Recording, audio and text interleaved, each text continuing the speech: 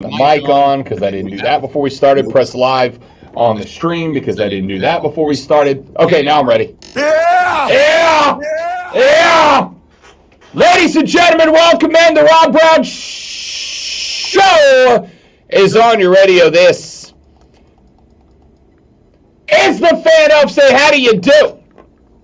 Upstate South Carolina. How do you do, America? What up, world? How's everybody? Y'all doing all right? Everybody good? Everybody good? Everybody good? Good. I'm ever so glad to hear it. Welcome in. We are live for 3 hours of sports talk, radio excellence, my dudes and my dudettes, because it is indeed Wednesday, and it is once again time to rock and roll and have some fun on the broadcast. I saw this thing this morning, and I just saw it again.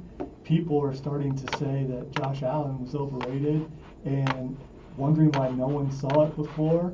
And these are like big-time people on big TV talking about it, and I seem to have heard that before. I just want to, I heard Josh Allen, but the negative of that. I didn't even know that was possible, but...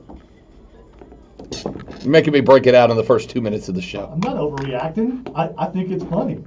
It's hilarious. Josh Allen was one of, I think, 2 quarterbacks this weekend that prevented their team from winning. Both of them threw 3 picks in their game. One of them was Josh Allen. The other one was Ryan Tannehill against New Orleans. Tennessee should have won that game against the New Orleans Saints. I'm not too big to say, all right? Because I, unlike most people, can take off the fan hat and put on the radio dude hat. So the radio dude hat snug on the noggin, and I can say the Tennessee Titans should have absolutely defeated the New Orleans Saints in week 1. But they didn't, because Ryan Tannehill threw 3 picks. I am also going to say, despite the fact that I've been a fan of Josh, and Josh, and right now only Josh, although it is week 1, he can earn back the rest of the Joshes and the Allens, that he is without question the reason that the Buffalo Bills lost that game. That's not a question mark. That's a statement. That's what happened, dudes. Like, no doubt about it. I saw some people saying that part of the reason why is he can't stay focused because he's dating Haley Steinfeld. In fairness, that would be hard. Speaking of dating, wait a minute. I have something more important than football to get to, y'all. I have something way bigger than football that we have to get to, and we have to get to it right now. You may recall about, 4 or 5 weeks ago, somewhere in that neighborhood, we were having a conversation. I got to tell you, the New Heights podcast featuring Travis and Jason Kelsey has become a mainstay for me. It's phenomenal. Lonzo's been trying to talk me out of this pod for like a year now. Yeah, I made a mistake of watching when I think it was Julian Edelman or it was some Patriots guy on there, and he got way too graphic. And it was, I was watching when my wife was in the room, and she's just looking at me. I'm like, okay, turn it off. It was bad. It was really bad. I, on the other hand, have no shame, and I think their podcast is fantastic. It's great. It genuinely is entertaining as hell. But about, a month and a half and maybe 2 ago, there was a moment that I absolutely loved that took place on this or on their podcast that we talked about on the show. It was a moment where Travis Kelsey not only said that he went to a Tay-Tay concert, a Taylor Swift concert, but that he went to a Taylor Swift concert and he made for Tay-Tay. For those of you unfamiliar with the current phenomenon, he made, as all of the Swifties do when they go to these shows, he made friendship bracelets. They all make friendship bracelets, and you bring them and then you trade them with people. And then everybody leaves with a wristful of friendship bracelets that they can then have as a memory. It's cute. It's fun. It's their thing. Leave them alone. We all got our things. All right. Well, TK87 went to the show and made a particular and special friendship bracelet that he wanted to give to Tay-Tay. Here's how they talked about it on the New Heights podcast. Speaking of Taylor Swift, I know you went to the Taylor Swift concert. How was it? Yeah, well, I was disappointed that she doesn't talk before or after her shows because she has to save her voice for the 44 songs that she sings. So I was a little butthurt. I didn't get to hand her one of the bracelets I made for her. You made her a bracelet? Yeah. If you're up on Taylor Swift concerts, there are friendship bracelets, and I received a bunch of them being there, but I wanted to give Taylor Swift one with my number on it. Not right now. Ooh, your number's in 87 or your phone number? You know which one. So she doesn't meet anybody, and she doesn't, or at least she didn't want to meet me. So I took it personal, but it was an unbelievable show. You know which one.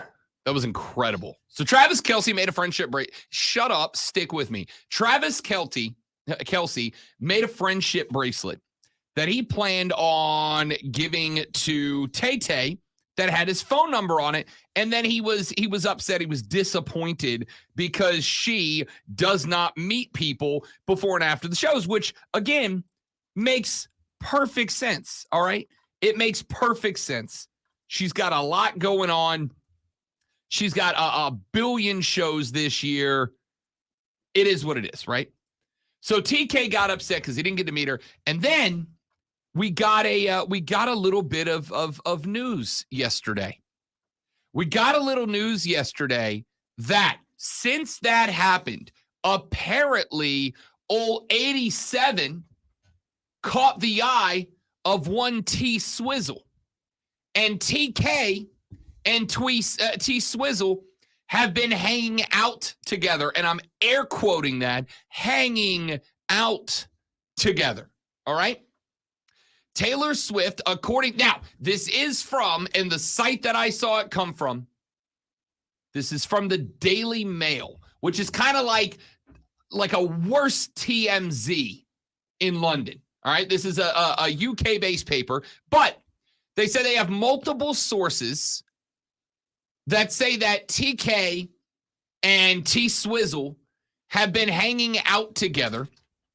They quoted a source as saying, quote, she saw him when she was in New York City a few weeks ago. Now, I'm not bringing this to you because I care about celebrity news. Although I will tell you right now, it's my favorite power couple in America, TK and T Swizzle. You know, the funny part is if this thing happens and he's on her arm, all those fans are going to be like, who is he? Oh, for sure. Yeah, it's kind of sad. But there's going to be a lot of Swifties who have no idea who the hell Travis Kelce is. And that's okay. Again, if the two of them are happy, if the two of them are good together, spectacular. Good. Great for them. I'm happy for them. All right. I really do. I hope that they're happy together because in fairness, Lonzo, I'm not a big celebrity guy, but Kelce and T Swizzle are a couple of people that I like. I think she's a good artist. I think she puts a lot of stuff on paper that resonates with a lot of people. And from what I understand, she gives a damn about her shows, which is more than I can say for a lot of artists I have seen in the past. Come on, Kelce just wants a song. You know, it's and then there's Travis Kelce. It's Kelce. He just wants a song. You know, he just wants he probably wants some other stuff too, but he wants a song. Keegan said, they said that they are hanging out quietly. First of all, if I was hanging out with a beautiful man like Travis Kelce, we wouldn't be doing anything quietly. Also, he's good looking with a good job and self-confidence. He doesn't seem like her type. I mean, mate, listen. Wait. Loki? She went out with Loki, dude. I mean. Listen, I think all of us, Keegan, you and I included, you know this. I think all of us had a certain type that we were attracted to. For me, it was crazy. And then one day we get to the point that we're like, I should probably stop that. I should probably not do that anymore. I should probably stop getting with crazy women and try to find one who's like stable, down to earth, independent, has a job. And when you look at that, the first time that I tried that, oh my goodness, I found the woman of my dreams and I'm engaged and getting married now, right? Like, yes, maybe this is a corner turning moment for one Taylor Swift. Travis, on the other hand, is now dating a billionaire, allegedly. All right? Allegedly. Now, forget all that. That's not the point. The point is not that TK and T-Swizzle might be TK Swizzle moving forward. And I hope they are. Good for him. That's a great pairing. I am all in on TK Swizzle's bandwagon. What I am saying is this, fellas, shoot your damn shots, all right? Shoot your shot. TK could have absolutely just let that story die. He goes to the concert.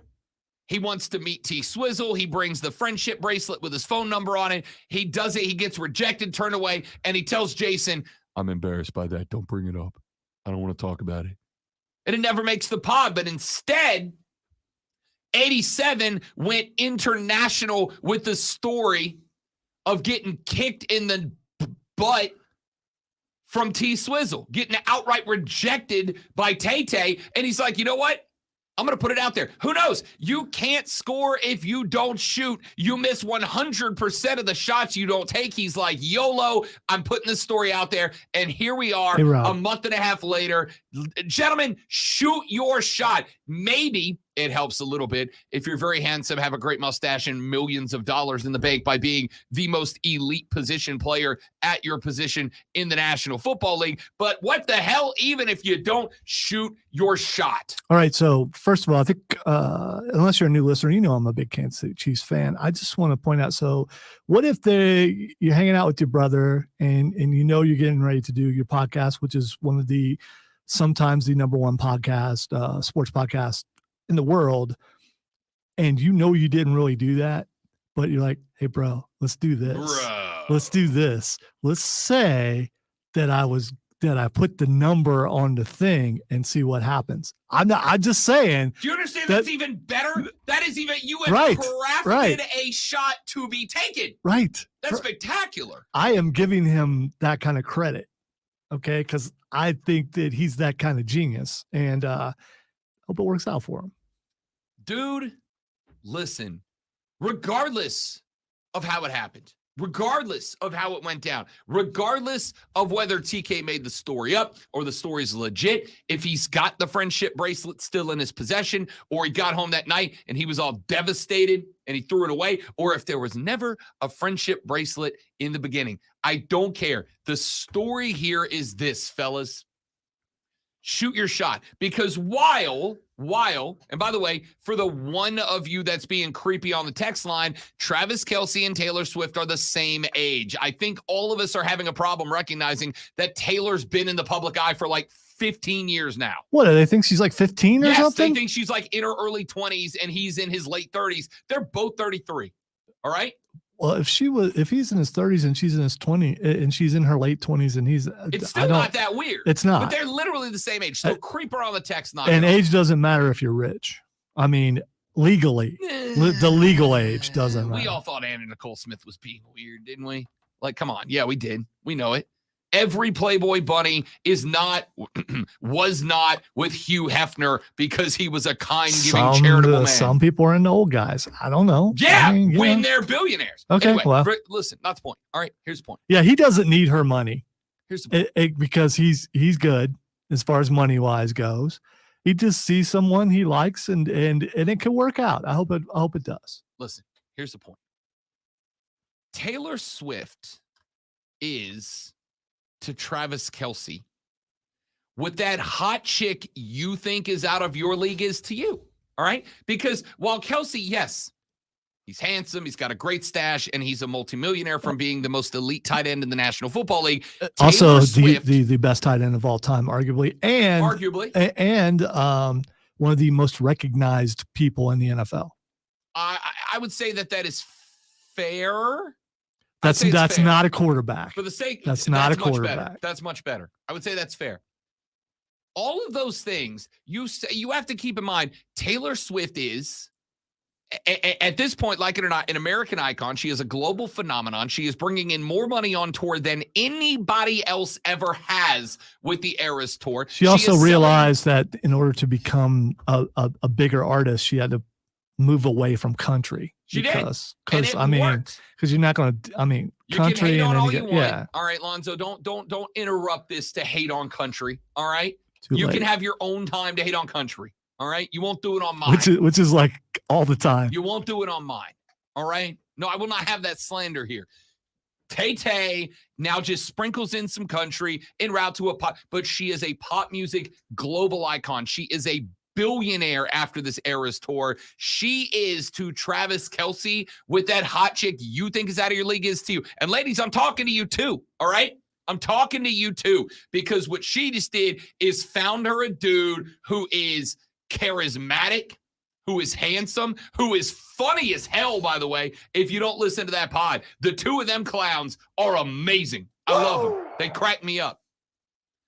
All I'm saying is, fellas, shoot your shots, and ladies, look for Captain Charisma, who has also got his life together. All right? Good on TK and good on Tay-Tay. I ship this couple, as the kids say. I ship them with a P on the end for Lonzo. All right. We should probably do sports now. We were talking about sports before I got to that. You just did. I did stop with that. No, TK and Tay-Tay is not a sports conversation. I am aware I just went full gossip girl on it, and I don't care because there's a life lesson to make the youth of America better. Fellas, shoot your shot. Ladies, all right. Know your I want to do the Josh Allen thing here. So the reason why Kelce got hurt is because he was paying attention to Taylor Swift and not paying attention to football. And he was out there and he got hurt in practice. He got hurt in practice, man. He didn't get hurt in the game. He got hurt in practice. And so it's all Taylor. It's all Taylor Swift's fault. I mean, it sucks for you. Sucks for you, buddy. It really does. All right. Coming up on the show today. Got a bunch of stuff I want to get into. NFL power rankings. All right. Now, I am doing weekly the Robbie rankings for college football, but I want to do the opposite for the NFL. Instead, Lonzo and I are going to take a look at some of the power rankings from various content creators from around the internet. And much like Lonzo and I love to do, we're going to tell them why they're wrong instead of telling you why we're right. Because it's more fun for me. All right. Coming up later on the show. Today's Wednesday, and I think I've decided that during the football season, Zoe, during the football season on Wednesdays, instead of just going 3 hours wall-to-wall pigskin, I think Wednesdays we're going to focus on everything else. So we're going to get some NBA in here because there's a big vote coming up about load management across of the association. I think we're going to talk baseball on the show. All right, we're going to talk baseball on the show today because the Atlanta Braves have now locked in a playoff spot. They are officially in tonight. If they can take the second in a row and the third out of 4 against the Philadelphia Phillies, they will win the NL East pennant. And the magic number to win the number 1 overall seed shrinks yet again. So we'll talk baseball later in the show. And then also we're absolutely going to talk NFL and college football because it's football season. I was going to say, you said we're going to not talk NFL, although you started talking NFL by talking Travis Kelce, and then you talked about the NFL thing that we're going to do. Texas said, how in the boat did this show win best sports talk show and not best reality TV radio show? Well, first off, we didn't talk reality TV, and they don't have a category for that. Yeah. Now, if you wanted to talk best gossip show, I mean, we could probably submit for that as well. No, people down the hall, they got that. That's only because we ain't tried. No, our sister station, Magic, they're good with the gossip. That's stuff. only because we ain't tried yet. Okay, all right. I stand by and on that. All right, I'm not going against Cherie with that. So I mean, that's her thing. She's got that. Ladies and gentlemen, let's run to a break. When we come back here in just a minute from right now, you know what we are going to start with? Let's start with this. Let's start with football.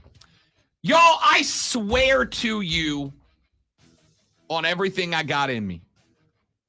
I swear to you, I don't actively try to come after Dabo, and I don't because I feel like everybody else does. There's no new territory here. Well, I don't know about everybody, but yeah. Most everybody goes after Dabo all the time. I don't feel like I need to pile on. There's enough of it. But he said something yesterday that I went, no, dude. No, you're missing the point, buddy. And I'm going to tell you what that is when we come back on the Rob Brown Show. Rob Lonzo and you on the Fan Upstate. Easy. All right, guys, got a live read. Stay right there. We will be right back.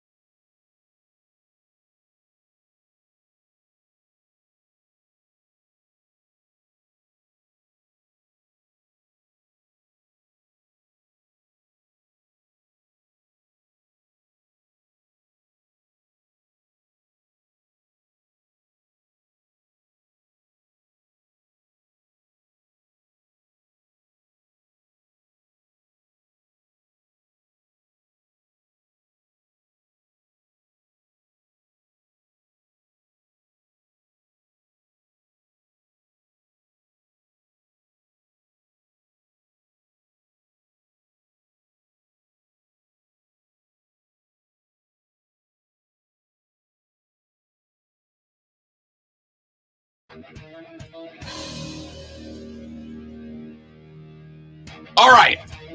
Like I said, I much to the disbelief of a number of you, I promise you that I do not come after when I have to. First off, nobody's immune. We have come after Shane Beamer for the same. In fact, I would argue since kickoff of week 1, Shane has taken more abuse from me on this station than maybe any other coach. I think there's a lack of depth. I think there's a lack of preparedness. And I'm kind of the school of thought now that I wonder if perhaps while the culture building has been great at South Carolina, if it has been too much of the focus at South Carolina, right? It's been all about building this image. It's been all about building this culture. It's been all about building this world in which everybody is just absolutely in love with the culture of Carolina to the detriment of the actual football team. So I'm going to tell you right now, having a great culture and a bad football team, you know where that brings you? Nebraska. That's where it takes you. Great culture, terrible football product, and Nebraska is an afterthought outside of everywhere except Lincoln, right? So no one is immune, and I know that Clemson fans are very sensitive to this stuff, but I gotta say it. I was yesterday show prepping, late afternoon, got some work done, was sitting down, because the good news for me is show prepping is watching and reading about sports because my life is awesome, all right? But I think this is important. Dabo was doing his radio show on Monday night and was asked once again for the 2 millionth time about the transfer portal and the NIL. He was not asked, why do you hate it? In fact, the folks that were asking him these questions were asking him these questions respectfully and actually giving him credit for the way that he has utilized or maybe underutilized the portal, depending on your position. And Dabo started off fine. He said, listen, man, we got a lot of winning still ahead. We had the third winningest decade in the history of college football last decade, and we are ahead of pace to that decade. We are not going anywhere. We are going to win a lot of games. Now, if we are only going to be happy when we win a national championship, a lot of people are going to miss a lot of fun. We have won 3 in 128 years. We compete, and we have to create consistency, and we have to have the right things, and then you have to be convicted in who you are, end quote. That, great. That's fine. That's a great take. And frankly, I am 1,000% in agreement. I tell people this all the time. The point of football is not only trophies. If you are only happy when your team wins the Natty, if you are only going to party when your team wins the Lombardi, you're going to be sad 99% of the football seasons that you enjoy. Thank you very much. I wrote that last night. You're welcome. But that's not where it ended. That's not the last thing he said, all right? He went on. He said, quote, people talk about this portal all the time. I am not. Do I prefer the portal? No. But am I opposed to it? No, absolutely not. There is not ever a spot that comes open on our roster over the past year or so where we have not said, do we take a portal guy? And everybody in the room to this point, outside of a couple of occasions, that's another point. There have been 2 or 3 really great ones that we thought would help us. But guess what? They have to love you too. Just because you want them does not mean they want you. And then other guys we evaluated, we like the guys we have here. We have conviction. All right, great. Let's start there too. I'm good with that. I don't disagree. Now, I would say the same thing is true about recruits, right? They got to love you the way that you love them. But see, here's the thing. You recruit guys out of high school to come play for your school. And how do you get them to love you? You bring them to your campus and you show them around and you go, here's all the great things. And here's where we think you're going to fit in. And hey, take these cool kick-ass photos in our jersey and hold this sledgehammer, right? I went there for the media day 2 months ago, whatever it was, 3 months ago. And I got to tell you, Zoe, I've never felt more important in this industry than I did that day. I'm not even blowing smoke. I rolled up in there. They took care of me, right? They did the photo shoot in front of the white wall where I got to wrap the chains around my shoulder like I was a badass. I'm not, but I got to pretend like I was. The dude taking the picture asked me if I was a wrestling fan. I said yes. He brought me the sledgehammer. It was like, give me your best Triple H. I got those photos. They're dope. All right. They showed me the podcast room. One of the guys on staff was like, hey, man, at some point, we want you to come in here and cut some pods with some of our guys. It was great. It was incredible. I hope to do that. It'll have to be after football season, but I hope we can make that work. It was a blast. You do that, you make kids feel like they are important to your program. But guess what? You can do that in the portal too. You can talk to kids in the portal. But again, I understand. You want to bring in guys who want to be there. Now, I'm going to come back to that here in just a minute because I got to finish the quote. Here's where it went sideways. Because everything he said so far, spot on, 100%. Could not agree more. He said, quote, there is always going to be criticism, especially when you have success, which is good because people care. That's fine. But we are not sitting here today. I would have been gone a long time ago if I ran this program the way everybody else wanted me to run it. I would not be sitting here, end quote. Now, see, here's where I think the thread got lost a little bit.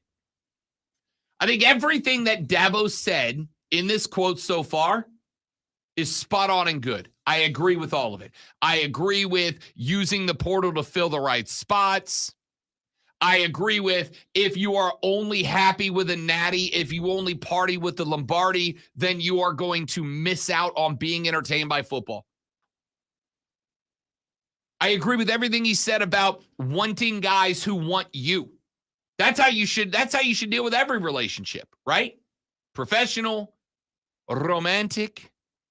Every relationship you get in, you should be sure that the other person wants you as much as you want them. The other entity wants you as much as you want them. 100%. But this is where it gets sideways, and this is what I'm talking about. At the very end, it kicked back into that making himself the victim mentality. That is the reason, and I've told you guys, again, I'm being as objective as I can in this as an outsider. It's that little bit of tinge of little old Clemson, little old Dabo at the end. As you yourself pointed out in this exact same take, you are coming off of one of the most winningest decades, not seasons, decades in the history of college football. And yet there's still always that little old Clemson mentality. It's just little old Clemson. We're just this, everybody hates us. Everybody's against us, right? And he does it for himself too. And I guess that's kind of my problem here. I would have been gone a long time ago if I ran this program the way everybody else wanted me to run it. Now, here, I'll ask Alonzo just so I'm not accused of skewing the conversation here. So, over the past, let's say, 12 months, over the past 12 months, what would you say has been the greatest criticism of Dabo Swinney? What is the thing everybody has harped on over the last, let's just say, 12 months? That he refuses to go with the times and go with the portal and all that kind of stuff. I would agree. The biggest complaint, the biggest riff on Dabo Swinney has very simply been that he is pretending like it's still 2015, 2016. He's recruiting like it's 2016. He's avoiding contemporary practices like it's 2016. So you would say he's the last real football coach left in America because he's clinging to the old ways when things were pure. No, you wouldn't say that, but a lot of people would say that. If he was winning while doing this, it wouldn't be a problem what he's saying. Let me put it this way. You know what a real coach does?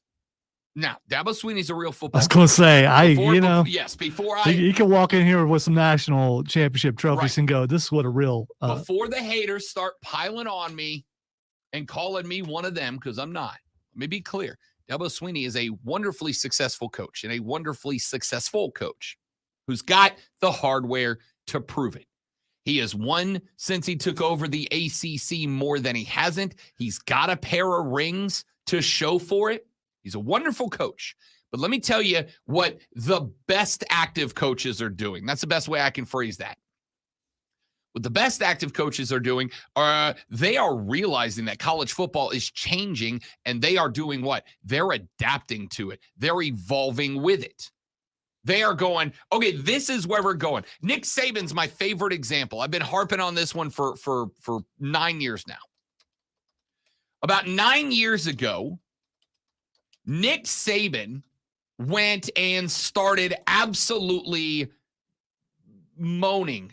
I was going to use a different word, complaining, griping about the direction of college football. I don't know if you remember what the complaint was, but I'll tell you if you don't. Nick Saban was unhappy about the time that Urban Meyer and co. were evolving into college football is now a spread offense. It's all spread offense, right? Now, it's a pendulum. It circles back and forth, and it has swung back. But at the time, college football was going away from a run-based pro style, and it was evolving into, you better have 3 or 4 or 5 guys that can run vertical routes, a quarterback that can extend plays while they do it, and then deliver the football. And Nick came on the air one day. I was working down in Destin. And Nick started complaining. He started saying, hey, wait. Is this what we want college football to be, right? Do we want it to be this? Do we want to get rid of the tradition? And he just complained about the fact that college football is becoming spread-oriented. And everybody went, get over yourself, Nick. You're not the emperor of college football. You're not the czar. You don't get to dictate how this sport works. And then what did Nick Saban do? He went out and he started getting DJ Halls and Julio Joneses. He went out and started getting dudes at wide receiver. He went out and started finding the Devontaes of the world, the Slim Reapers. And he evolved Alabama and got rid of the old 3 yards in a cloud of dust. Yeah, boy. That Bama fans had always clung to. And he told the Bama fans, sorry, guys, you have 2 options. You can be the old, we just run the damn ball, or we can win. And the choice is yours. And so Saban went out and he changed Alabama's identity as a football program. And he ended up opening up the offense, and it worked. He evolved it. I'm not saying Dabo's got to love the portal or got to love NIL or any of that. I'm saying you have 2 options here. You can either go, the old ways were better, and you can get left behind, or you can evolve and adapt and figure out, as you've done with everything else during the time you've been the HC, get better at it than everybody else. Those are your choices, right? This feels a lot to me like it must have felt if you were like a manager at a business when computers started to replace the typewriter. When businesses ran on tick, tick, tick, tick, tick, tick, tick, ding, ding, tick, tick, tick, tick, tick, tick, tick, tick, tick, ding. And then all of a sudden there's this device. There's this device that comes out, and it sits on the desk where the typewriter used to go. And it's got a keyboard attached to it. And then there's a screen, and on that screen, instead of paper, this computer stored the words and the numbers right there on it. And then when you were done, you could click a button that said save, and it would take all that information, and instead of printing it out on thousands of sheets of paper that you then had to file and organize and store, and when you needed a bit of information, you had to go to the file cabinet and open it and rifle through the papers and hope that whoever had filed it properly, had organized it correctly so you could find the data, and oh boy, if you couldn't. I worked for my dad's mortgage company when I was a kid, Lonzo, and one of the things that he made me do that I hated was when you finish your mortgage, you end up with a file about this thick. And then the mortgage company at the time, I don't know if the regulations are the same. For the radio audience, it's about the size of the yellow pages. Yes. Maybe a little bit bigger. You ended up with a file about as thick All as right. a phone book. For the younger audience, Yeah, that didn't work. Yeah, it didn't. It's the size of like 4 3 video. laptops pushed together. There we go. That works. And when the mortgage was done, the mortgage company would take those files and it would go in a warehouse and it would go in a file cabinet. And they had to save it for X amount of years or until they sold that mortgage to somebody else. And so every now and then, I would have to go down to the storeroom and my dad would say, I need you to go find this file and I need you to find this number. And I would have to go, first off, rifle through the storage cabinets and hope that I could find that file and then open it and hope that that file's documents were placed in order. And if at any point somebody had screwed the pooch and that document wasn't where it needed to be, guess what I spent the rest of my day doing? Going through file upon file upon file upon file upon file upon file upon file, trying to find it. And then one day, somebody sat. So you didn't use like the Dewey Decimal System or something like that? Like a librarian? Yeah, I mean, no, you used alphabetical order and people still got it wrong. It was incredible. So then somebody came up with the idea of a computer. And you type in all the stuff, and then when you're done, it's all right there. And if you need to transport it, put it on this little piece of plastic about yay big. For those of you on the stream, about yay big. And it was called a floppy disk, right?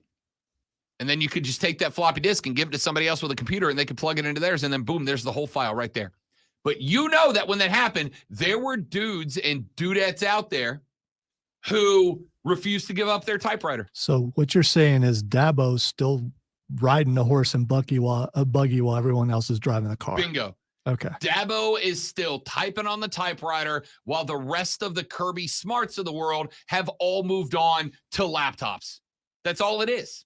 So you can embrace it and you can go, I either evolve or I get left behind, or you can keep doing this. But what I'm not going to put up with is, if I ran this program the way everybody else wanted me to run it, I wouldn't be sitting here. I'd be gone a long time ago. No.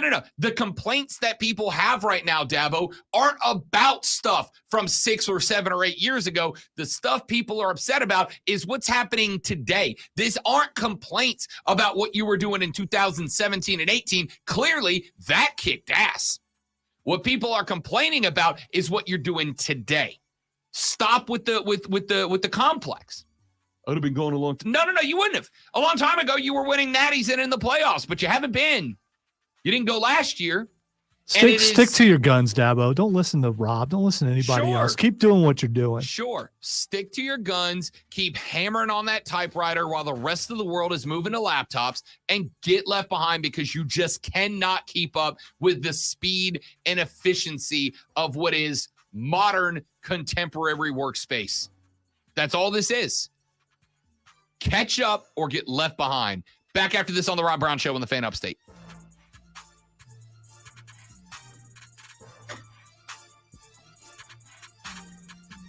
I was going to go with the horse and buggy to car analogy initially, but I realized the typewriter to laptop let me tell a story about myself.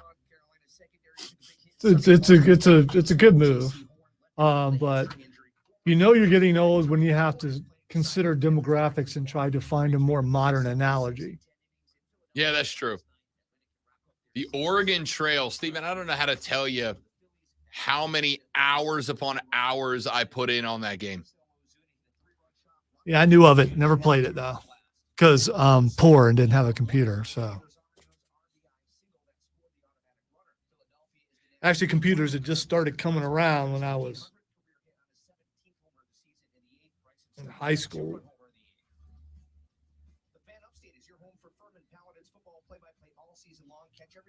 I say all that, but I have a Commodore 64 that probably still functions sitting in the office right now.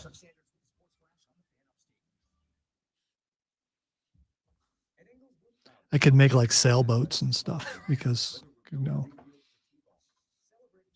learning computers on the Apple IIe. It was the Apple IIe. Yes, and they were like new. They had just come out. I did take the computer class though. I mean, I was a senior when I took it, and they just had started a class. Like, yeah, I want to see what this is about. I'm not that old, JD.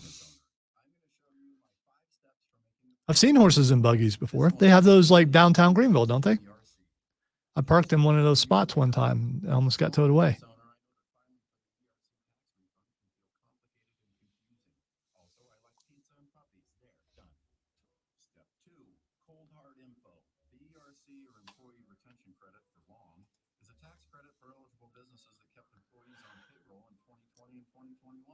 So if you qualify, Innovation Refunds Network of Independent Tax Attorneys could help you claim it.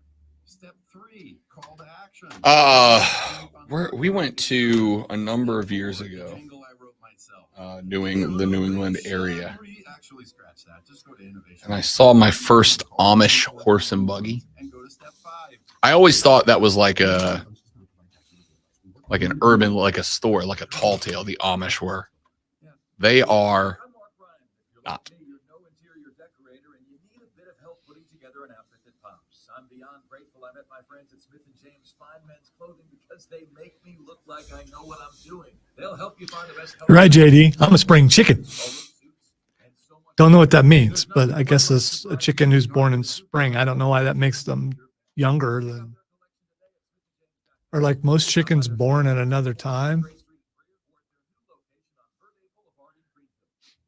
See, I've never been to Pennsylvania, but I've a lot of their products would filter down into Ohio, and there are some Amish areas in Ohio also.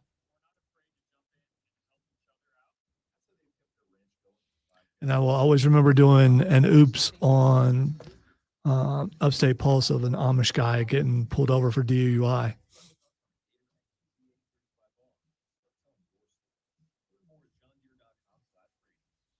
Two weeks ago, someone got pulled over for DUI on a Power Wheels. Can't tell if he's paying attention or not. He's really concentrating. Yes, a person got pulled over for driving Hot Wheels. Was this person Power Wheels? Power Wheels. No. You know those Power Wheels with the battery pack on the back? No, dude was like in his 40s.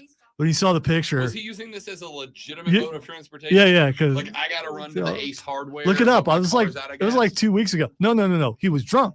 He was either coming back or heading to the bar.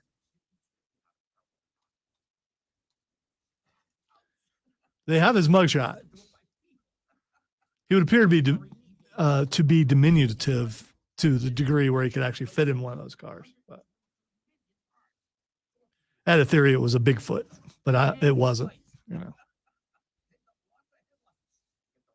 if you're going to get pulled over for DUI and a Power Wheels, it needs to be a monster truck. First off, I didn't know how expensive those things were. Oh, yeah. Because I wanted to buy my nephew one just to aggravate my brother a couple of years back. And then I went and looked, and they are like $900. Yeah, you don't want to. Yeah,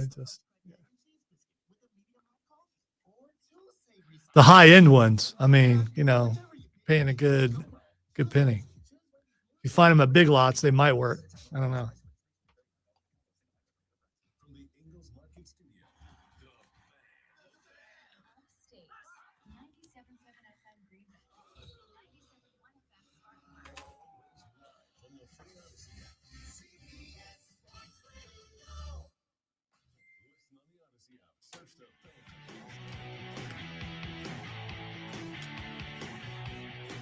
We talked in that last segment about being able to be happy without a natty, about being able to party without a Lombardi.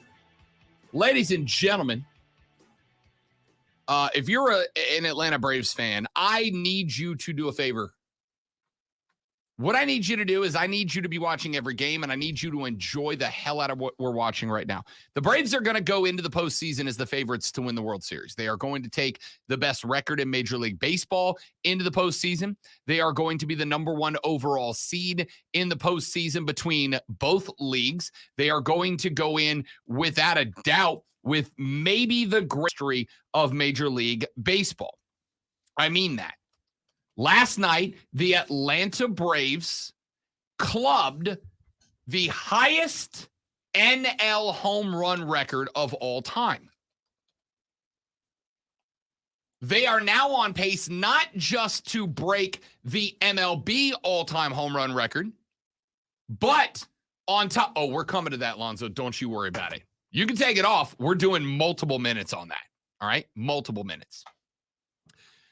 They are going in with more home runs than anybody in the history of the National League. They are going in possibly, maybe even probably, with more home runs than any team in the history of Major League Baseball. They are hanging on to right now a plus 239 run differential. That, ladies and gentlemen, is about 40 runs more in the run differential than the next closest team in baseball, the Tampa Bay Rays. And it is about 60 runs more than the next closest NL team, the LA Dodgers. What the Atlanta Braves are doing right now is spectacular. Ronnie Acuna Jr. clubbed another dinger last night. He is on his way to potentially being in the 70-40 club. He's already in a club that only he is in. Now he's got a chance to not just get into that club, but then to break down another door to get into another club that I don't know we'll ever see anybody else get in, at least not in our lifetime. I'm sure we will down the road, but it ain't going to happen soon. There ain't nobody else right now. You've got the NL MVP and Ronnie Acuna. That race is over. You have got Matt Olson, who is stride for stride with Freddie Freeman, the guy we all panicked when he left to go to LA. You sent all but one of your defensive players to the NL All-Star team. You sent 2 pitchers to the NL All-Star team. This Atlanta Braves team is spectacularly good. So even if they don't win the World Series, would I say that's a disappointment? Sure, I would. They are going to be the heavy betting favorite to go to the World Series out of the National League and to win the World Series overall. Respectfully, right now, there's not a team in the American League, not Texas, not Houston, not the Orioles, that are as good as the Braves. They should be the favorites. And yes, I will be disappointed if they don't win the World Series. That's where I've gotten. Lonzo and I have this thing where every year he's got to walk me off the ledge because about a month and a half in the season, I just go ahead and slam the panic button on the Atlanta Braves. I'm feeling really uncomfortable now because it's weird, right? Because your positivity it's throwing me off here. It's weird. And if something goes awry, you're going to blame it on you. This day. On you. Well, you can blame it. Why are you blaming it on me? I don't But know. I'll take it, man. My shoulders are huge. I get blamed for everything anyway. So, but no, you're going to go back and say, why did I do that? Why did I put that on? Why did I talk about that? So let me tell you where I was going. Here's where I was going. I said in the last segment, I agree with Dabo Sweeney about one thing he said in those comments that I read, and it is this. If the only way you're happy is if your team wins a trophy, you are going to be sad 99% of the time. Hell, there are some teams that have never made fans like that happy. Hello, Falcons. Did you get the point? So, that being said, if you're a Braves fan, you better enjoy what we got because win or lose the series, this team's fun as it gets to watch. Back-to-back games, the Phillies come storming back, and back-to-back games, the Braves walk them off in the 10th. Spectacular. And tonight, they get the Phillies one more time. And if they get the win tonight, the Atlanta Braves lock up the NL East with over 15 games still to be played. Ridiculous. Hour 2 is around the corner on the Rob Brown Show. Ladies and gentlemen, this is the Fan Upstate.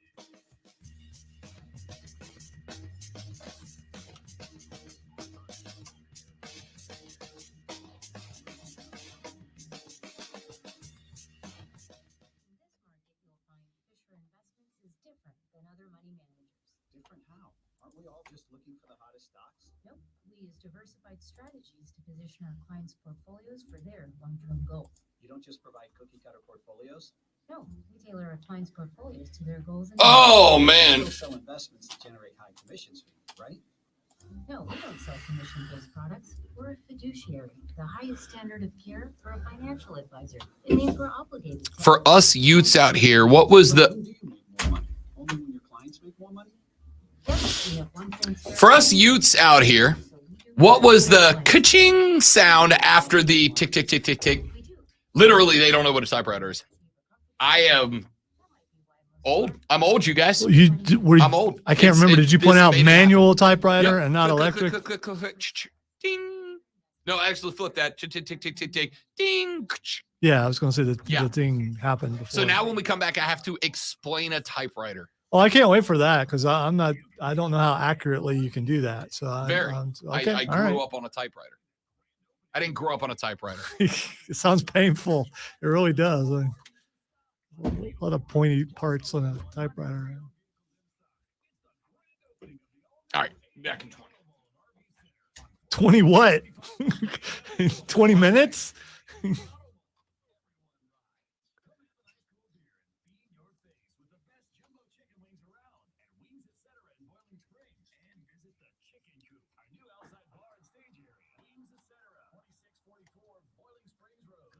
Keegan, in a lot of ways, you and I think alike when it comes to certain things that we would like to talk about, and you ruin my whatever that thing is we do at the end sometime. Because I will write things down at the beginning of the show, wondering if he'll talk about them or get to them. It's kind of a game, and then hoping that someone else. I'm not saying you shouldn't participate, but hoping that someone else won't throw it up on the stream or on text, and then they'll see it and remember it. So I lost that game today. Or did I?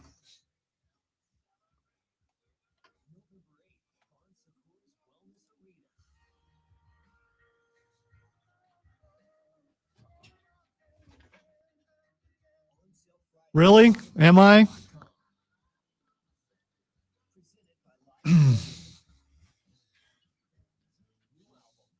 So, I spent over an hour last night at like midnight looking into these Mexican aliens.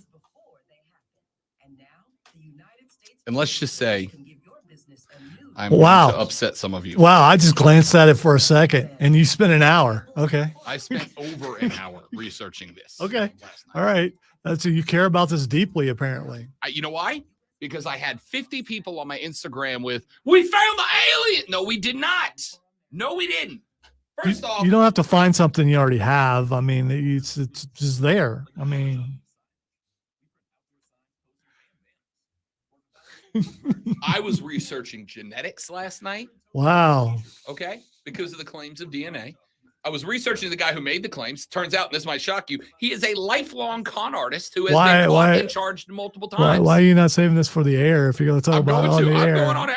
I am popping off on this. Are you? It's infuriating. Wow. Because people, you can just say something on the internet and people are like, this is true. This is definite.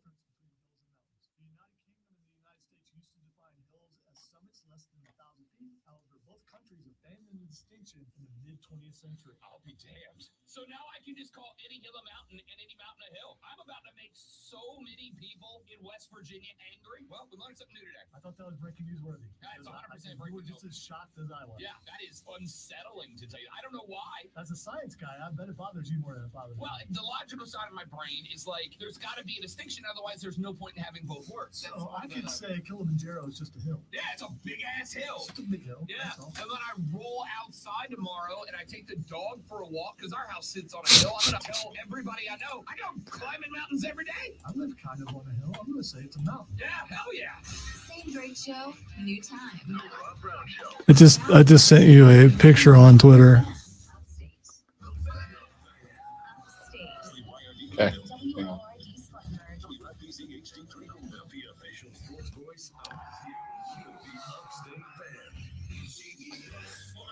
Also, you got bacon in the first break.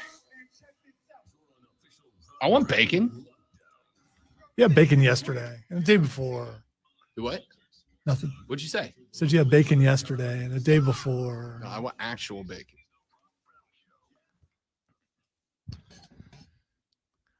All right, so multiple things happened. You got to join the stream, ladies and gentlemen, because it is something else, all right? We get into a lot of stuff on the stream off the air that doesn't necessarily always make it on the air.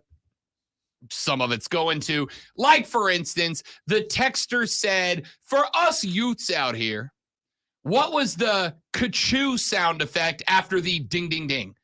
If you missed a segment and a half ago, I discussed typewriters. And I did the typewriter sound effect. Ding, right? So on the real old typewriters there, texter, you, I appreciate your inquisitive nature first and foremost. Always stay curious, always learn more. On the old school typewriters, you would type, tick, tick, tick, tick, tick. And then when the scroll that actually has the typeface on it that moves across the paper, because when you type, there's a little ball at the bottom that has all of the plates in the ink that actually transfer when you push a button, the little lever that has when you push the F on it, the little lever that has the F, it goes up, it hits the paper, it leaves the ink, it comes back down. But then that little ball has to travel the length of the paper. And when it gets to the end on older typewriters, it would, that's what the ding would be. Ding, that would tell you you've reached the end of the page, the end of the travel space of that little ball. And then you would have to manually slide it back over to the other side, hence the ka-ching. So it was tick, tick, tick, ka-ching, ka-ching. And that was you moving the little ball back to the other side. Now, on later series typewriters, they developed a mechanism that the little ball it moved itself back over, right? You get to the end, tick, tick, tick, tick, and it would just move itself. But in the OG typewriters, you had to push that thing back over, and that's what that sound was. You've now learned something about ancient technology. All right? And you're welcome. We're just here to make your life better. Texter says, Rob, the best active coaches aren't winning anything. The least active coaches aren't winning anything. Right now, you're either Georgia or you aren't. Yeah, no, for sure.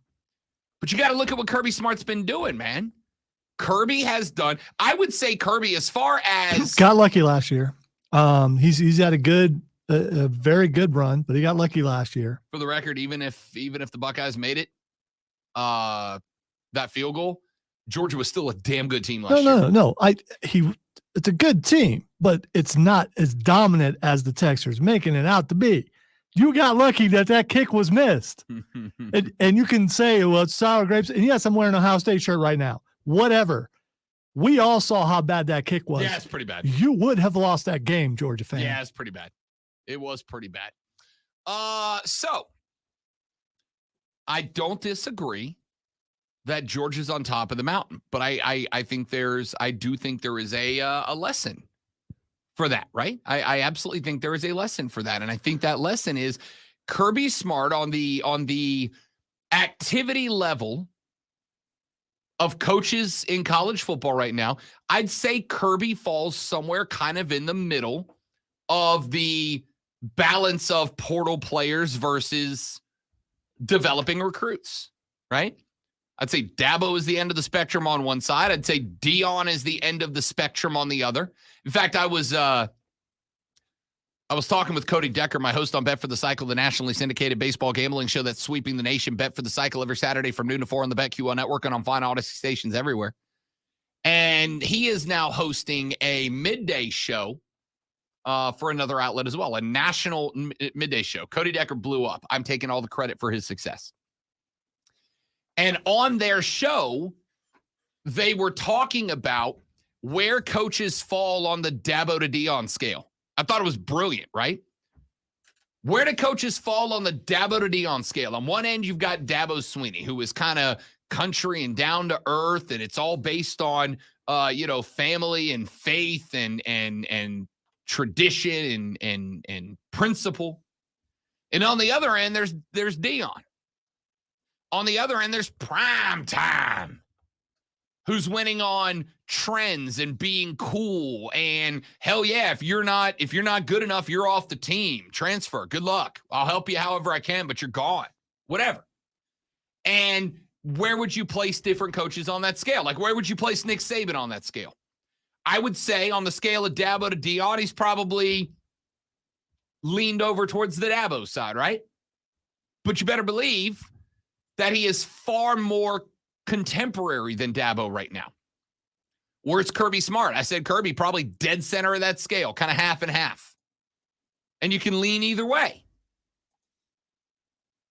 That's what we're saying. Texter said, Rob, no disrespect to Dabo for what he's done, but for now, us, the fans, the question is, Dabo, what have you done lately? Again, and this is where I've kind of got to walk it back. Dabo fans, y'all were 2 points away from being in the playoffs last year. You understand that? One field goal and you beat South Carolina, you're in the playoffs last year. Again, I get, no, it's not. Guaranteed. No. They would have gotten in because while 75% of who gets in is based on what you did on the field, a solid chunk of it is who are you as a program? They would have loved to have had a Clemson program in last year's playoffs. A one-loss Clemson team, I think, would have gotten in before a one-loss Big Ten team who did not win their conference championship. I appreciate you backtracking there because you guaranteed, and then you said you think. There's no way we would know. No, let me rephrase that. I would guarantee that a one-loss Clemson team who still had 12 wins and won the ACC, won a Power 5 conference, would have gotten in before a one-loss Power 5 conference team who did not just win, who did not play for their conference championship. It would have been a toss-up in the committee, and it could have went either way, how they would pick who would go in there. But there's no way it was a guarantee. I am comfortable saying I would have guaranteed ACC champion, one-loss Clemson goes in ahead of non-Big Ten champion and one-loss Ohio State. It's just Clemson. Now, all of that being said, I will stand on what I said. You were 2 points away from being in the playoffs last year. So let's not pretend that Clemson is a flaming ball of wreckage at the bottom of a cliff. They're not. They're just getting slightly outpaced by everybody else. The problem with being slightly outpaced by everybody else, except Georgia, who just can't stop speeding.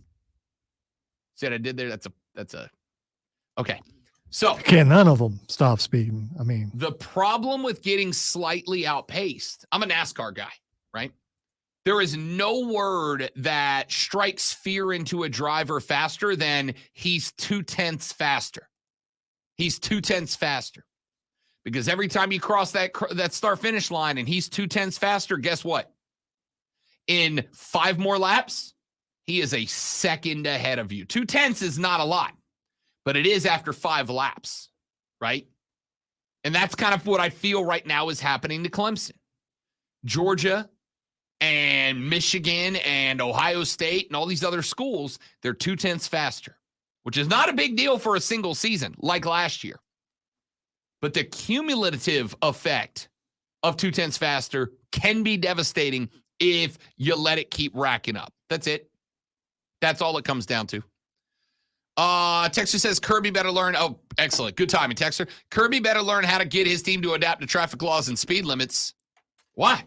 I mean, yes, he should. But again, why? What's the point? What's happened so far? Jalen Carter is in the NFL. By the way, had a killer first game for the Eagles. Did Jalen Carter. What do you have? 1 sack, 8 hurries, like 6 contacts behind the line. Pretty good start. Let's see. Texter said, look at us adapting in reverse, learning old technology while Dabo won't learn new tricks. Yeah, I get it.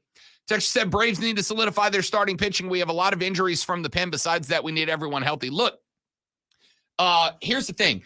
The starting pitching for Atlanta, Spencer Strider, Max Fried, Charlie Morton, Bryce Elder, these guys have been good more than they've been bad. It's just that when they get bad, they go on bad streaks. It's not like he had a bad. Spencer Strider is a guy that has a bad game. But guys like Morton and Elder, they have like a couple of bad games in a row, which you can't do when you start getting into 5 and 7 game series. The good news is if you are going to do that, you better have it backed up by the best offense in Major League Baseball. And that is what the Braves have right now. All right. CarPros.com text line 71307, 71307. Words are hard. 71307. That's the number. Send in your text. Start it with the word fan, and we will read them on the air. Ken Lonzo, I know your answer. I'm going to give you the chance to tell me what it is anyway and back it up. Can the Gamecocks beat Georgia on Saturday? Is there any point in us getting excited about this game? It's a 3:30 kick. It is the SEC game of the day. Shane and the boys visiting Athens. Can the Gamecocks, based on what we've seen so far, beat the Georgia Bulldogs? Absolutely, they can. They'll have the best quarterback on the field that day. If some other people step up to play with that quarterback at the level that quarterback is playing, they absolutely could win that game. But it would have to be a shootout. Okay. What specifically? Do you deny that the best quarterback? No, I agree with that wholeheartedly. Okay, all right. I agree with that wholeheartedly. My question here is, what specifically do they need to do? If I ask you for like the 2 to 3 game X factors that South Carolina must do to win this game, what would those be? All right. 1, don't let Spencer Rattler get hurt. 2, score 52 points. 52. Yes. Because I'm not sure that defense can stop a whole lot of anything. So you're gonna have to do what some teams do all the time, and it's just put up as many points as you possibly can, because you know that your defense is probably not going to help you. I actually don't agree with that, or don't disagree with that, to be honest with you. I actually think that's a really good take. I do think you're going to have to get into the upper 40s. He was expecting a bad one. So. No, I don't at all. I was not expecting a bad take. That's not me going fanboy. In order for them to win, they're going to have to put up a lot of points. That was not me expecting a bad take. I think that was more, I agree with it, but it's not one of the ones that I wrote down, but I think I probably should have. You're going to have to go score 45. 52. You need 52. The Dogs so far this year have put up, I think, 45 and 48 so far off the top of my head. Which would be defeated by 52. Numbers are fun. Let's see here. The Georgia Bulldogs put up 40. Yep. Oh, God, I'm good. Nailed it. 48 against UT Martin, 45 against Ball State. Now, before anybody looks and goes, wait a minute, Is Rob, Carolina's defense better than Ball State, or you said UT Chattanooga, I believe? Martin. UT Martin. Yeah, it's one of those UTs. Yes. So. But I don't know how much better. I agree it is. I would also agree that injuries are a big problem right now with South Carolina, right? You lost Mo Kaba back in game 1. Kason Henry is out for at least a month. Jalen Nichols, Ryan Brewbakers. These are all names that we know are out. And you started to see some of the injuries in other spots. Marquis Anderson, JT Greer. They are both upgraded to probable and should make their debuts this weekend. But again, young guys in game number 1 on the road at Georgia. Amarion Brown left the game. Beamer did say that Brown had a hamstring injury. He is questionable. That's a big loss. Defensive end Drew Tuazama, defensive back Keenan Nelson, offensive lineman Jadarius Morgana, all left the Furman game with injuries. All are questionable for this weekend. Nick Emanwari did not play against Furman. Bradley Dunn did not play against Furman. They are questionable for Saturday. Gamecocks have a boatload of injuries, and I mean that in both the regular way and the Rob Brown Show way. Boatload of injuries that they are dealing with right now. And the problem is, how many of those are guys on the defense? Now, I'll tell you this right now. Much like with the Kansas City Chiefs, who lost their tight end Travis Kelce in week 1, and their offense was, like it or not, dramatically different without it. If you can take Brock Bowers out of the equation, you got a very good chance to win. Brock Bowers is tied for second most receptions on the team. Dominic Lovett has 7. Brock has 6. He is third for most receiving yards on the team. Mekhi Muse and Rara Thomas both have more. 102 for Muse, 90 for Thomas, 81 for Brock Bowers. He has the 4th highest average per catch. He has the, I think, 6th longest single catch on the year. The only thing Brock hasn't done is stick it in the end zone. Take that guy away on one side. The other side is, and I mean this, replicate offensively what you did against Furman to a T. Now, took a little while to get to create some separation against the Paladins. But I told you guys, I think Furman is one of the better FCS schools that anybody anywhere will play. I do not know how to tell you, especially you Furman fans, how good Furman is this year. They've got depth. They've got speed. Tyler Huff's a dude, right? This is why I don't have the text line up. I mean, because the people think I said that's going to happen. You ask me how they could win. Texter said, problem number one, you can't score 50 on Furman and you're planning that. First off, Texter, they absolutely could have because you'll remember they ran backups the entire second half. Spencer Rattler played 2 quarters. And what was his numbers, Lonzo? Like 305 and a few TDs sprinkled in a half. His numbers were good enough to get the game ball and do that thing to the camera. The old Jim Halper. Texter, they could have put 75 on Furman if they wanted to. And by the way, that does not walk me off my stance of Furman's one of the better FCS schools. I would say right now, Furman is easily a top 3 FCS team. Easily a top 3 FCS team.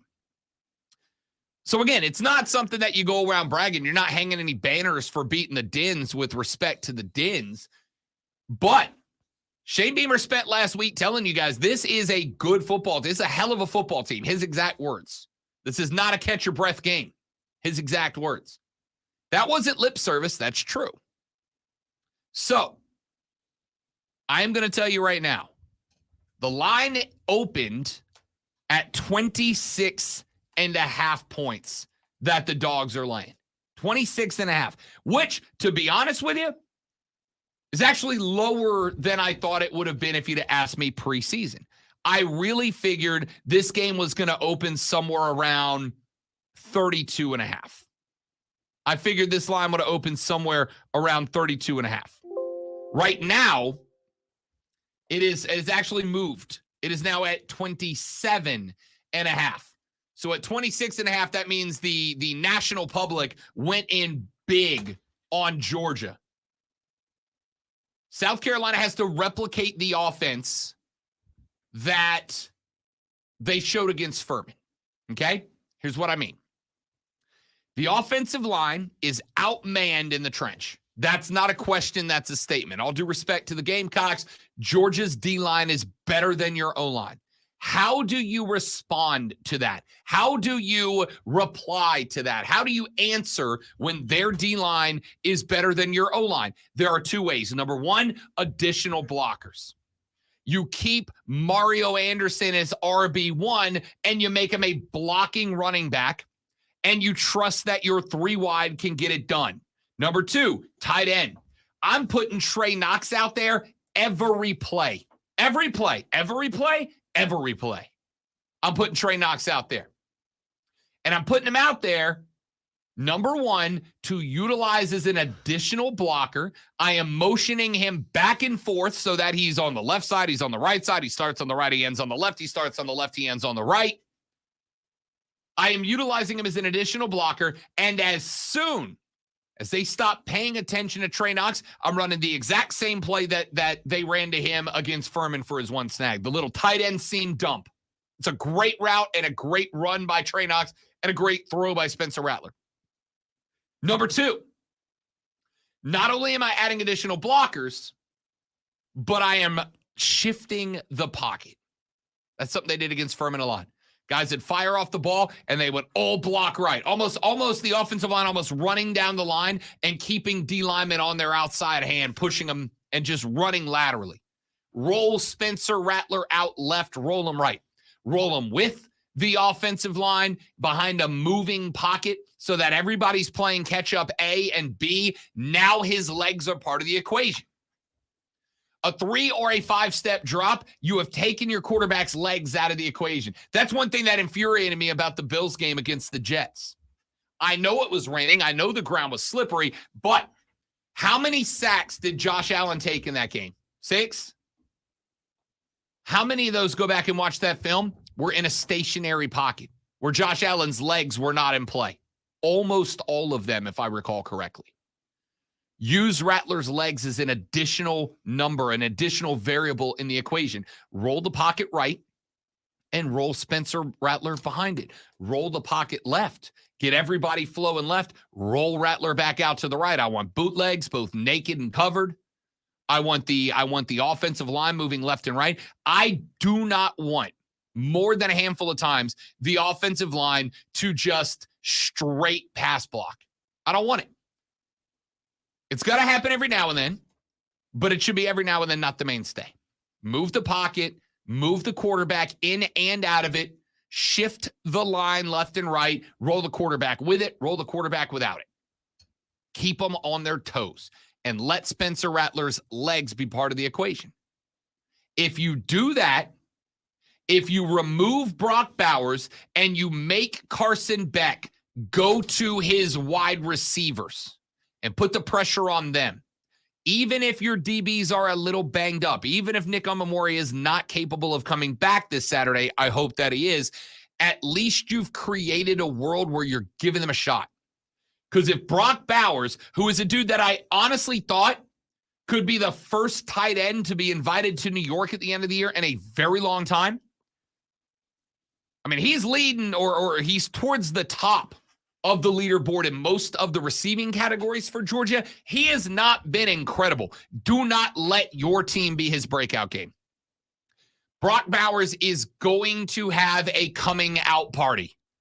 Do not let it be Saturday. If it's Saturday, you got no chance. If you can keep him out of it, if you can make Carson Beck go down the field, throw vertically, you'll give yourself a chance. Offensively, move the pocket, make Mario Anderson RB1 because I love the guy, but Dak Joyner's not it, not solely as a running back. Use Mario Anderson as your running back.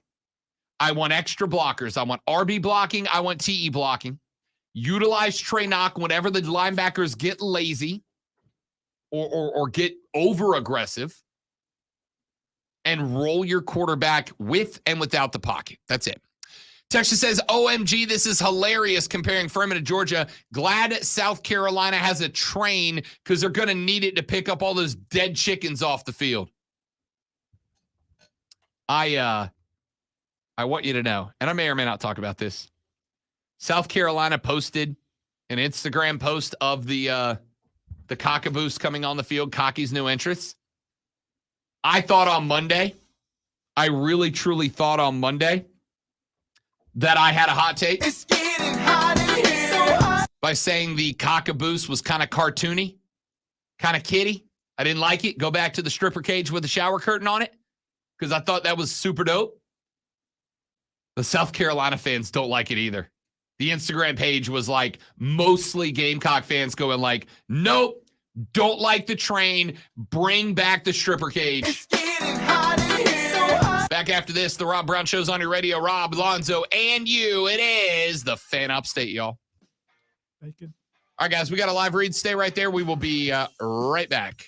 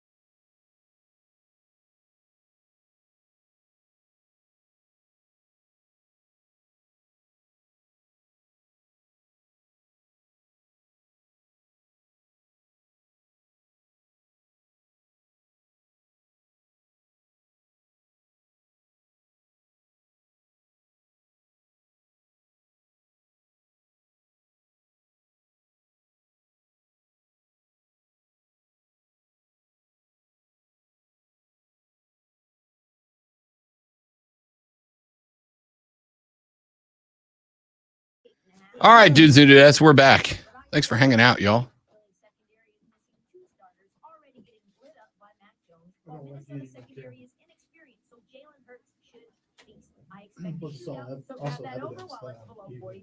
Trista Crick, helping you beat the books and bet smarter with BetQL. Download the BetMGM app today.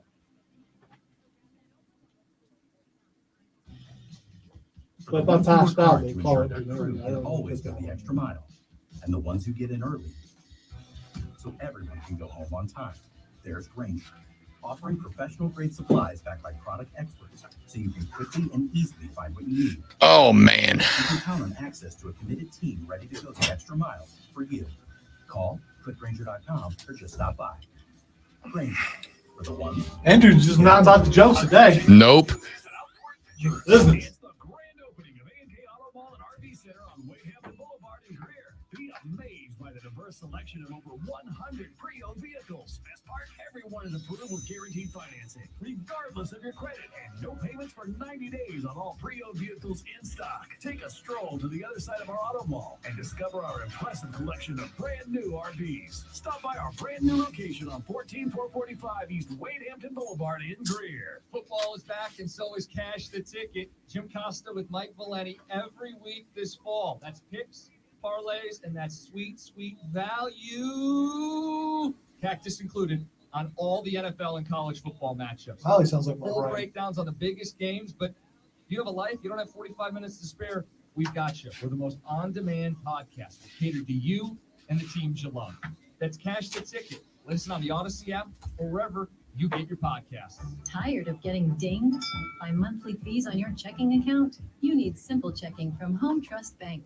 With Simple Checking, you get all the essential checking services for free, including 100% online access and a free Visa debit card. It's everything you need from a checking account, but no hoops, no surprises, no monthly fees. Stop by today or call 800-627-1632. Simple Checking at Home Trust. Ready for what's next. Member FDIC, Equal Housing Lender. Sponsored by Jeff Martin Auctioneers. Jeff Martin Auctioneers is hosting the East Coast Public Auction in Pelzer on Thursday, September 28th, featuring construction and farm equipment, trucks, trailers, and more. Bid your way live on site or online, jeffmartinauctioneers.com. Experience the difference. License 4283. Hey, football fans, this is Cole Bryson. Are you ready for the ultimate adrenaline-packed high school football experience? Tune into the Fan Upstate every Saturday morning from 8 to 10 for the Saturday morning scramble. You'll get the latest scores, insight, and exclusive interviews with star athletes and coaches. Plus, I'll be broadcasting live from your local Ingles Market all season. The Saturday morning scramble only on the Fan Upstate 97.7 FM Greenville. Matt World in the next break. And on your phone on the Odyssey app.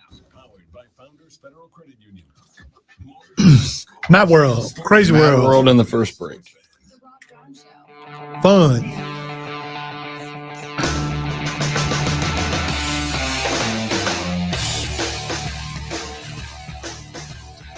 Texter said, unless Shane Beamer draws up a 50-point fake punt play, this game ends like last year's. Oh, don't get me wrong. I am very much leaning towards Georgia winning this by 3 touchdowns. I don't know that I'm touching 27 and a 50-point half. punt play. That's just unrealistic. Slightly. Yes, I'm still leaning towards Georgia wins this game big, like 3 touchdowns big. I don't know that I'm going 27 and a half. If this line would have opened at 21 and a half, I might have played it. Like just hoping there was an extra field goal thrown in there somewhere. The arrogant gall of some fans who just believe that you should just go ahead and write a W next to your team like there's no chance in the world that lightning could strike and they could win. By the way, I'm not picking them to win. You asked me how they could. Sure. I'm not coming after you. I agree. I think there is a chance. I'm just saying it's improbable. There's also a chance that I pick up a Powerball ticket that wins. Absolutely. People win the Powerball all the time. That's why they put the odds on there. Right. I mean, in those odds, you could be the one. Absolutely. You could be the 1 out of 2 billion. Real quick. I don't mean to go left field on this, but I'm going to because I have to, because the world's left in trouble. field. That's where you normally are, right?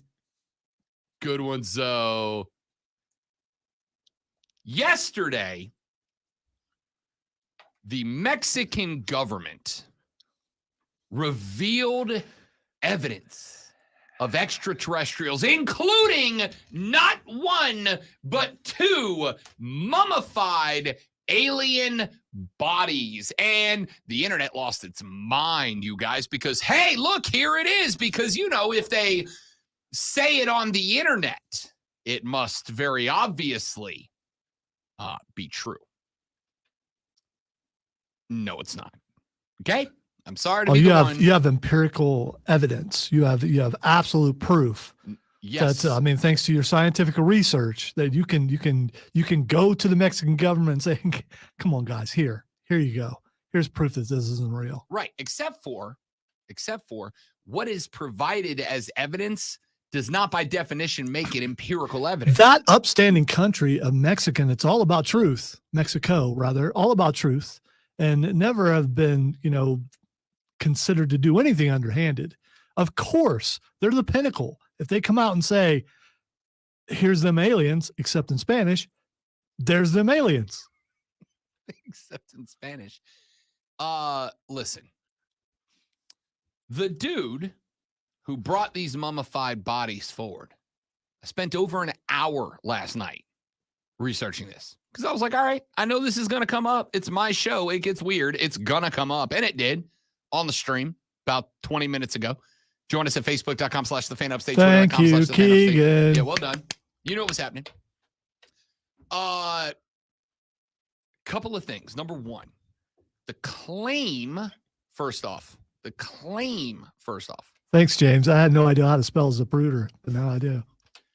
The claim is that these alleged mummified aliens shared 70% of the DNA of humans. Now, there's a couple of things that are very interesting there. When the aliens landed on this planet and created the pyramids and all things like that, of course, they messed around with cave people at the time. And sure. That's where, so you get mixing of DNA. That's where kids come from. I don't know if you knew that.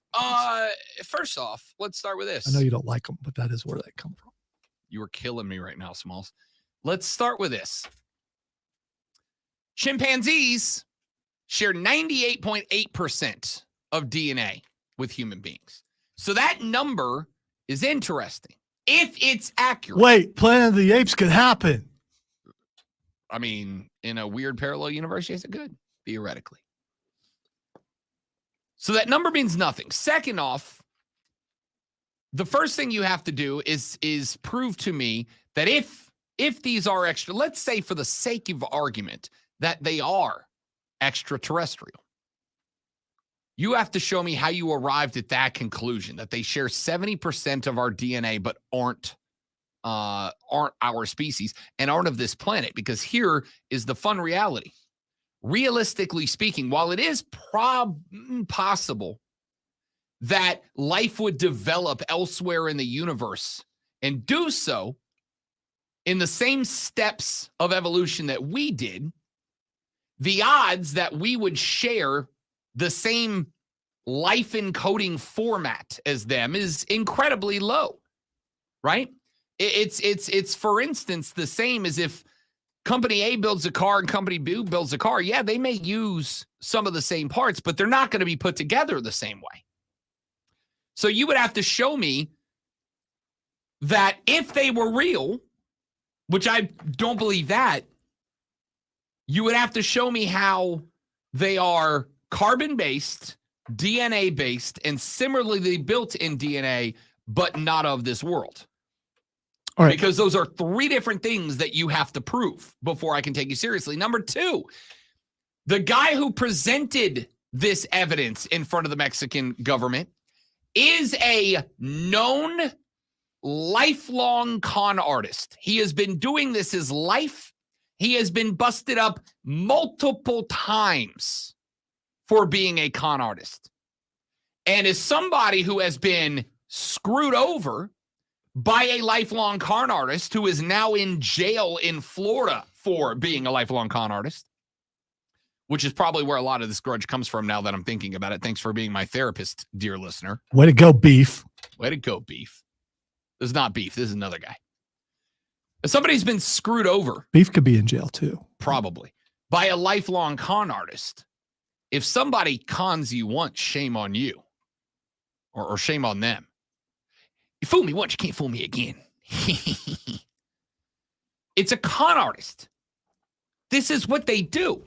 Just like the dude who has gone in front of the American government and gone, yeah, no, there's aliens. And we go, where are they? Well, I can't tell you. Well, how do you know? A friend told me. Have you seen them? No. Do you have pictures? No. Do you have lab results? No. Do you have paperwork? No. You just got to trust me on this one. No, bro. No, I don't. I don't. And I won't. All right. You ever heard of Piltdown Man? You ever heard the story of Piltdown Man? I thought you were going to say Pillsbury Doughboy, and I was going to say, yes, I have. Piltdown Man. That's my dog, Pillsbury. Piltdown Man is an interesting case study that happened years ago up in, I want to say it was in Arkansas. They found a tooth, and there was a con artist who took this tooth, and he and another guy, hilariously and shockingly, wouldn't you know it, the guy that owned the farm that it was found on, began going around and telling people that they had found a tooth that was of a primitive man, right? Neanderthals, Homo erectus, Afarensis, etc. And they started claiming that this tooth was from a primitive man. And then, you know who got their hands on it? Scientists got their hands on it. And they started doing the research. After America had accepted that we had just found primitive man living in Arkansas hundreds of thousands of years ago, scientists got their hands on it and they studied and they went, y'all, this is a pig's tooth. They did all the research. They were able to compare it and contrast it and connect it. And it was a pig's tooth. It depends on what is. No, it doesn't. It just is. It just is a pig's tooth, Bill. I was going to say that was an Arkansas joke in case you didn't catch it. Yeah, Bill. It just is. It was a pig's tooth. And science immediately debunked that. But see, they ran into this big problem that by that point, Americans were so excited to have found primitive man on their soil that they just accepted that it was. And for years, it was held up as, and now the problem is, it is used as an argument against science. Well, science was the one who's debunked it. Just like if they actually let this stuff go in front of scientists, it would get debunked again, but they didn't. Instead, they just took this dude's word for it, put him in front of their version of Congress, and let him pop off like he's not a lifelong con artist. And he is. All right. So all of you out there who have missed the Haughty one, he's back. We've just heard that for the last 10 minutes. You don't understand what this is. This is vindication for one of the greatest directors of film of all time, because you can't look at them aliens and not think that's E.T., which means E.T. actually visited Steven Spielberg. By the way, and there's your proof right there. Isn't it always way to fascinating? go, Steve. Isn't it always fascinating that every totes reels you guy aliens, they all look the same? There's never, we never find an alien with a trunk. We never. By the way, these look more like ET than any of that I've ever 100%. seen. When I just glanced and was like, why is ET in a box? 100%. Because the people who are con artists ain't that creative. Really? Because so it's always they made it in front of Congress. Yeah, Mexican Congress, but they made that's pretty creative. I'm thinking. Well, again, he's got to be creative to be a lifelong multiple there's another problem here that you're missing out. Okay, so let's be hypothetical, like when we were talking about the chances of South Carolina beating Georgia. Let's be hypothetical here and say that these are indeed real aliens, and we've kept it a secret all this time. Mexico may have just brought about the end of the world. So if you were thinking, what country's gonna? It's not Russia, it's not us, it's not Iran, it's not North Korea. Mexico is going to cause the end of all things. Thank you, Mexico. Okay, so let's go through some stuff here. Number one, let's not say that they're real. And here's the problem, because I was scrolling the social last night looking for some hot sports takes to bring you guys today. Haughty sports takes. I was looking for some haughty sports takes to bring you guys today. And what instead did I see but just post after post after post of, look, the aliens totes are the reals, you guys. No, you got conned by a con artist again.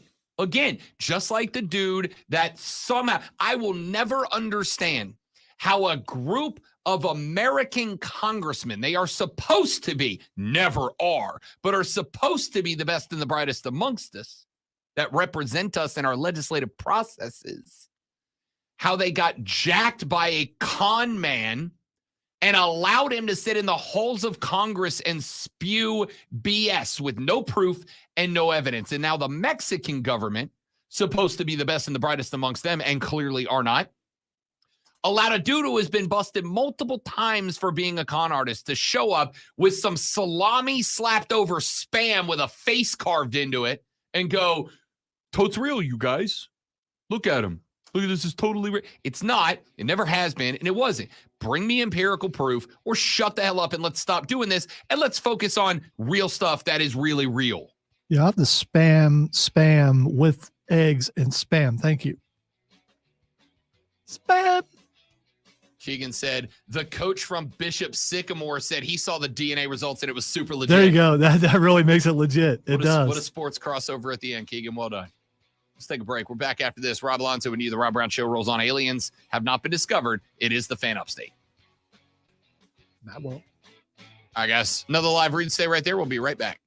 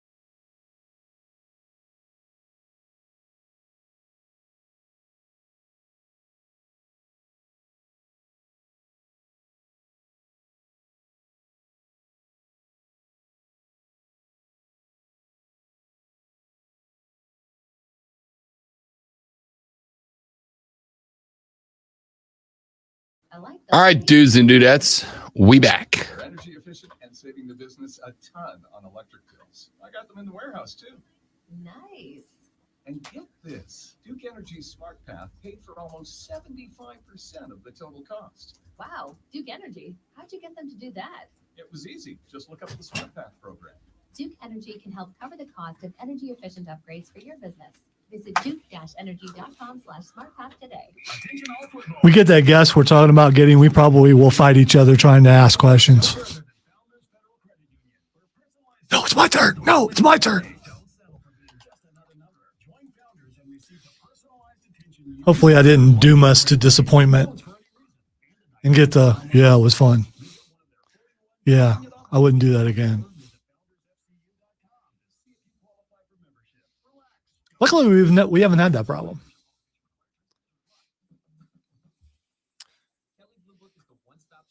Apparently, there is a potential reunion of NSYNC in the works right now.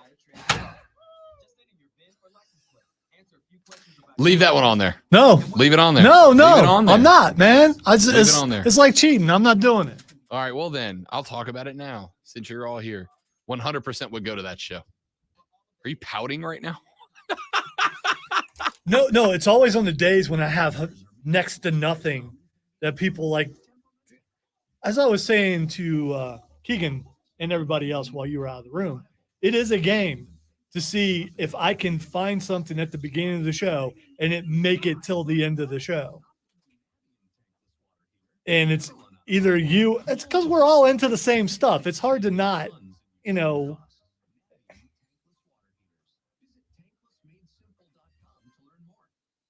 great candidates to hire can be like, trying to find a needle in a haystack, but not with ZipRecruiter. Its powerful technology actively finds and invites. I don't need proof and evidence. I have Facebook.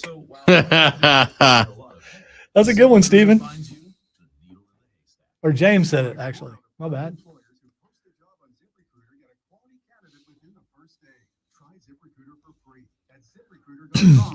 Now, I can't use that one because I want to talk about that tomorrow.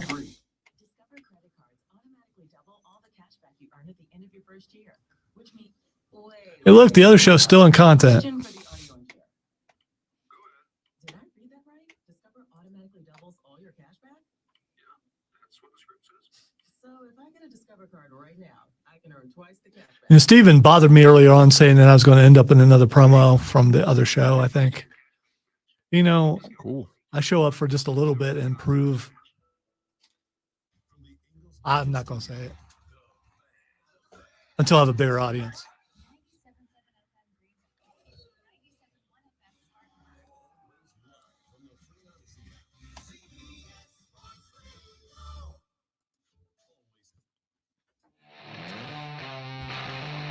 All right, I think we've covered the alien stuff enough. I can never have enough alien talk. Y'all, I swear, if some of y'all don't learn that just because it's on the internet, don't make it true. It's gonna be a long damn life for you. Why do you take this stuff personal?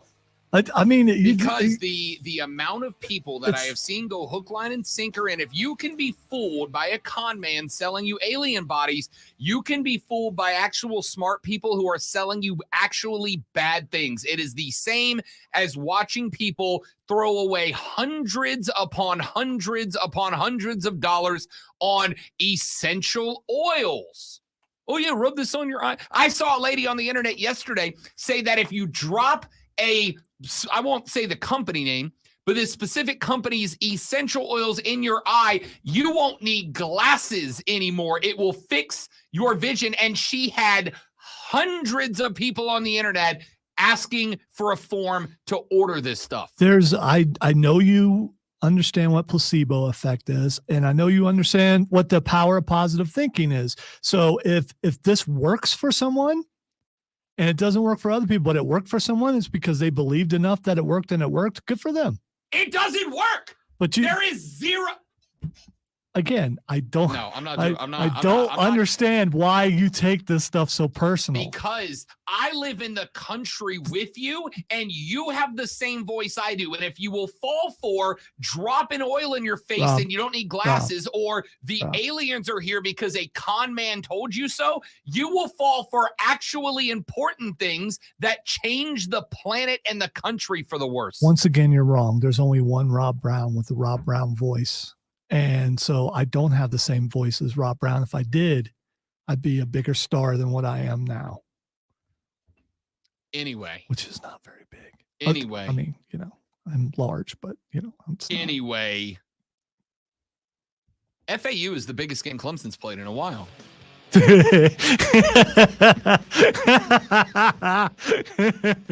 And when we come back, that's legitimate laughter, by the way. Yes, no, I know it was. We could all tell. When we come back, I'm going to tell you why.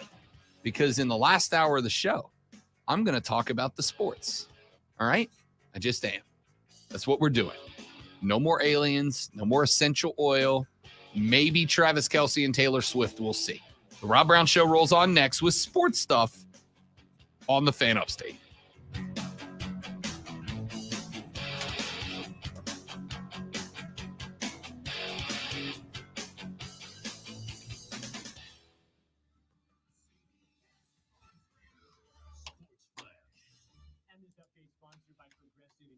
Insurance for motorcycles, boats, and RVs for protection on the road and on the water. See how much you could save at 1-800-PROGRESSIVE and progressive.com. I don't know about you guys, but I like silly Rob from yesterday. The Rob today is just, I mean, you know, this is the Rob I dread showing up, you know, because I know I'm inferior. I don't need people to tell me, you know.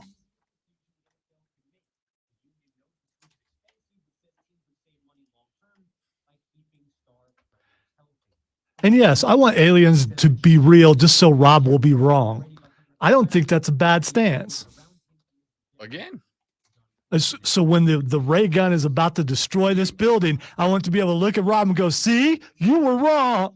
And then, you know, I won't get the last word out. But still, he will look in my eyes and go, oh, my God, you were right before we die. You, as most people have, are misconstruing my position. And I don't okay. do words that I can't spell. So you are misrepresenting. That's even position. Bigger than misconstruing.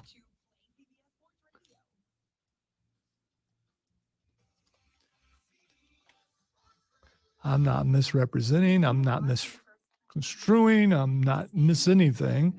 I'm giving you my opinion that silly Rob is better. Okay. No, and we all know that. We all know that. They know Rob that. I know that. Never once said aliens aren't real. Never once said it. Wouldn't say it. You know why I wouldn't say it? Because I can't prove it. And I won't say, unless I'm talking about sports, things I can't definitively prove. That's a dangerous way to live, amigos. All right. What I will say is. So you're just talking to Mexico there. Kind of. Yeah. So what I will say to Mexico, that in order for me to believe that they are real, you have to prove it to me. This guy did not do that. Which, by the way, one of the greatest movies ever made. Pierce Brosnan's head. Yeah, that was just creepy. That part was just. Let's see how ridiculous we can be. Was it him and Julianne Moore? No, it was what's her name from Sex and the City, who was married to Matthew Broderick. Oh yeah. Sarah Michelle Gellar. Nope. No, Sarah Jessica Parker. Sarah Jessica Parker. Now I have to go home and watch Mars Attacks. No, I don't, because tonight I'm going to see a metal band play Star Wars music. And you're going to that bar thing. And I'm going to New Way. Can't wait.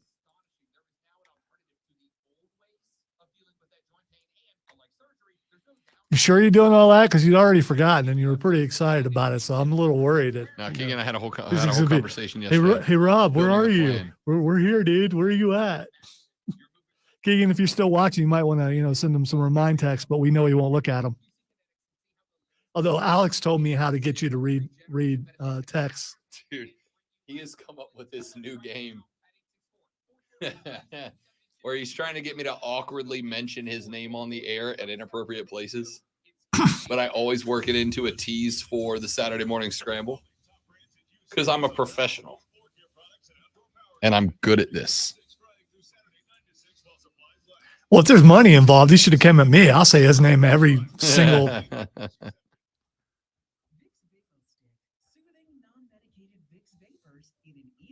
Vicks Vipers.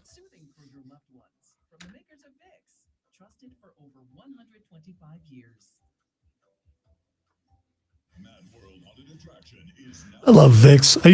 I used Vicks Vapor Rub as a threat to my children all the time as they're growing up. So you're really sick. You really are. We're getting out the Vicks. No, I'm okay. I'm like, no, you guys. So tonight, you're getting the Vicks. Tell you right now, if the VIX gets broken out. Because if you're not sick and you're Yeah. pretending to be sick, Yep. and if it's like you put yourself through that, that's your fault. The old Vicks Vapo Rub. Because you ain't keeping your eyes open. No, bro. I always make sure Here's my to question, get though. some right in here, right underneath the nose, so Did it's any just of right y'all there. ever rub Vicks on the bottom of your feet? Heard I've about heard that. one before. Yeah, I just think I'd fall. And if I did just that. always assume that's an old wives' tale. I mean, not old wives' tale. Like, I know people do it, but like that it does anything. Mark Ryan is quoting NASA astronauts that he talked to, which I do know that he knew some NASA people. So Listen, I know that there are things that we can't explain. That is not the argument. But there is a difference between I can't explain and that means it is this. Your inability to explain something does not mean that you get to just then say what it must be. That's not how this works. I've spent my entire life because It's a bad way to do it. Because I don't understand anything. Like I don't understand most things. Like, how am I still here? Like 20-something years later in radio? How the heck did that happen? I still keep waiting for someone to open the door and go, dude, you're not supposed to be here. Why are you here? Gable's in the next break.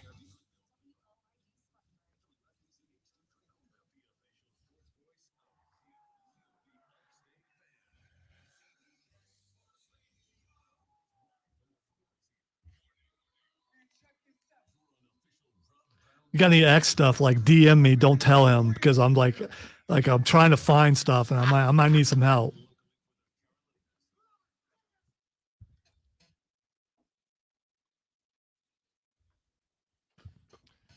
The third, the final, the best, the money hour of the Rob Brown Show starts now, ladies and gentlemen. This is the Fan Upstate. Welcome back, Rob and Lonzo with you. Yeah! On a lovely Upstate Wednesday afternoon. Should you wish to be a part of the radio broadcast, now is a wonderful time for you to do so. And we have all the different ways for you to do it. The first way to do it, and I think probably the easiest way to do it, is to hit us on the text line at 71307. That is the carpros.com text line, 71307. Start your text with FAN, F-A-N, FAN, F-A-N, and we will read them on the radio broadcast. The second way to do it is to give us a buzz on the phone lines at 844-326-3663, 844-326-3663. Lonzo will answer the phone. He will engage in 2 to 3 minutes of small talk with you, and then he'll put you on the air. He likes small talk only slightly as much as he likes hugs. Name parents gave. How spell? And of course, ladies and gentlemen, you can get at us on Twitter/X/Threads/ whatever else you want to call it. Yeah, you don't want to get on there right now because it's just a bunch of people coming at Rob about his disbelief of a certain thing. Nope. Bring it. That he says we're moving on from. Bring it. Nope. This game against Florida Atlantic University, not State University, I think might very well be the most important game that Clemson has played in a while. And here's why. Last week against Charleston Southern, and again, I mean no disrespect to any of the schools I'm about to mention. I understand that small schools have a role to play in a difficult you time is what to you play is, them. and you know what you is. But yes, sometimes you is what you is. That is a fact. Charleston Southern did, for the record, what Furman did to South Carolina. They spent a hot minute in actual, genuine competition with that team. There is a difference, though. The Gamecocks were playing one of the best, I say 3, maybe 2, FCS schools in the country. Clemson was playing Charleston Southern, the Buccaneers, a team that needed everything shy of a small miracle to get by. And again, this is where I truly do mean no offense, the North Greenville Red Raiders. Okay? a 13-10 win over North Greenville. And again, I don't say that disrespectfully, but North Greenville is not on the scale of Furman. Stop coming against my people. I'm not I'm coming going to make all of them come in this room. I can just call them up right now because they're all in the building right now. I know Holcomb's over there. Tim can come in here. There's a mic right there. Tim Holcomb, if you're listening, you're welcome on the show anytime you want. No, you stay in there and do your job, please. Texture said defense allowed 73 yards of offense. I am not arguing that Clemson's defense didn't do their job. What I'm saying is the offense has a massive point to prove this weekend. All right, one particular person really has something to prove. Cade Klubnik has something to prove. Okay? And here's why. Cade had a botched snap that led to a first and goal inside of the 2 for Charleston Southern. They punched in, and it was 7-7. You know who didn't do that? Let's go bananas. PJ turned it over a couple times too. Nah. Second off, Cade had an interception that he himself called the worst play I've ever made as a quarterback, quote, end quote. He said that, not me. Did he put so far in there? Because he should have put that because He said about that pick. So he'll never do anything like that ever again. Not this Saturday. Here's hoping. He said that was the worst play I've ever made as a quarterback, quote, unquote. Okay? So, FAU is better than Charleston Southern. Not a lot. They're nowhere near even the bottom of the ACC. FAU is not as good as Duke. Okay? Duke is better. But they are better than Charleston Southern. They are a bigger offensive threat than Charleston Southern. They did lose to Ohio, not State, not Miami of the Bobcats of Ohio. I believe that score, if I recall correctly, was 13-10 last week. Okay? It's not a great FAU team, but they are better than Charleston Southern. Now, why do I say that this game against FAU is the most important Clemson has played in a very long time? I'll tell you why. It's a good thing. It would be very awkward of me to set this whole thing up and then be like, don't worry about it later. So I'll go ahead and tell you. Because Cade Klubnik in the second half of that game last week looked significantly better. The offense in the second half of that game against Charleston Southern looked significantly better. They got rolling. They found themselves. The playbook opened up a little bit. At least it looked like it to me. And it looked to me like, oh, maybe there is a little something left in the tank for Los Tigres. Maybe there is a little something brewing. Maybe that talent that they have out there can shine when put in a position to succeed. And I believe they can. Okay? I believe they can. Again, we're not going to rehash the old argument, but as I said, Clemson, I truly believe, was 2 points away from being in the playoffs last year. Okay? So, here's what I'm going to throw at you. This game is the most important of Cade Klubnik's career so far. It's a short sample. It's a short list. I'm not disagreeing with you. But I'm saying it has the potential to go down as the most important game of Cade Klubnik's career. And I mean that. With the exception of maybe if he makes a natty or a playoff game. But of any regular season game, I think this is the most important so far. And if Cade turns into what Clemson fans are telling me he is capable of turning into, it will go down as the most important regular season game of his career. Not a game against FSU, not a game against North Carolina, this one. And here's why. Because if Cade's going to be that dude, he's got to be that dude this week, and he's got to be that dude this week for an entire 4 quarters. I'm going to tell you right now, I don't care if you were up 45-0 at halftime on FAU. I would at least run Cade out for the third quarter as well. Because what we've seen is Cade Klubnik can play a good half of football.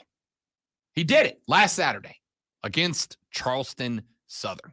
Again, A team that, respectfully, needed a everything they had type of small miracle to get by North Greenville. When's Florida Can they do State it against FAU? Florida State next week? Next week. Any chance that they're looking ahead?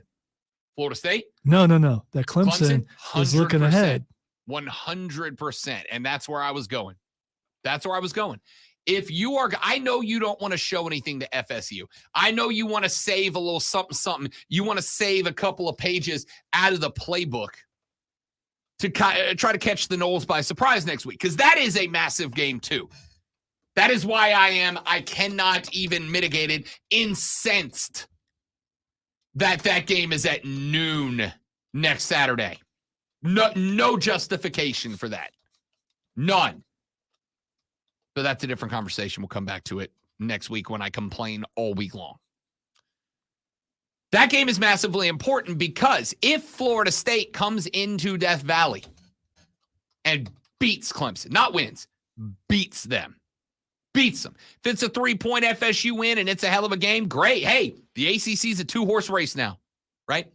But if FSU comes in and beats Clemson next week, then I think it will be safe to say that Mike Norvell has wrestled the torch, the banner of the ACC away from Clemson and brought it back to Tallahassee if they beat Clemson.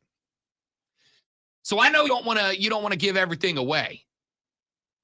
I know you don't want to open up the playbook. You want to save a little something to surprise FSU with. And I respect that. I understand that. Hell, I'm not even saying it's a bad decision. What I am saying is you better crack open a lot of it this weekend against FAU, because I need to see two things. Number one, I need to see that Cade Klubnik can string more than one good half of football together.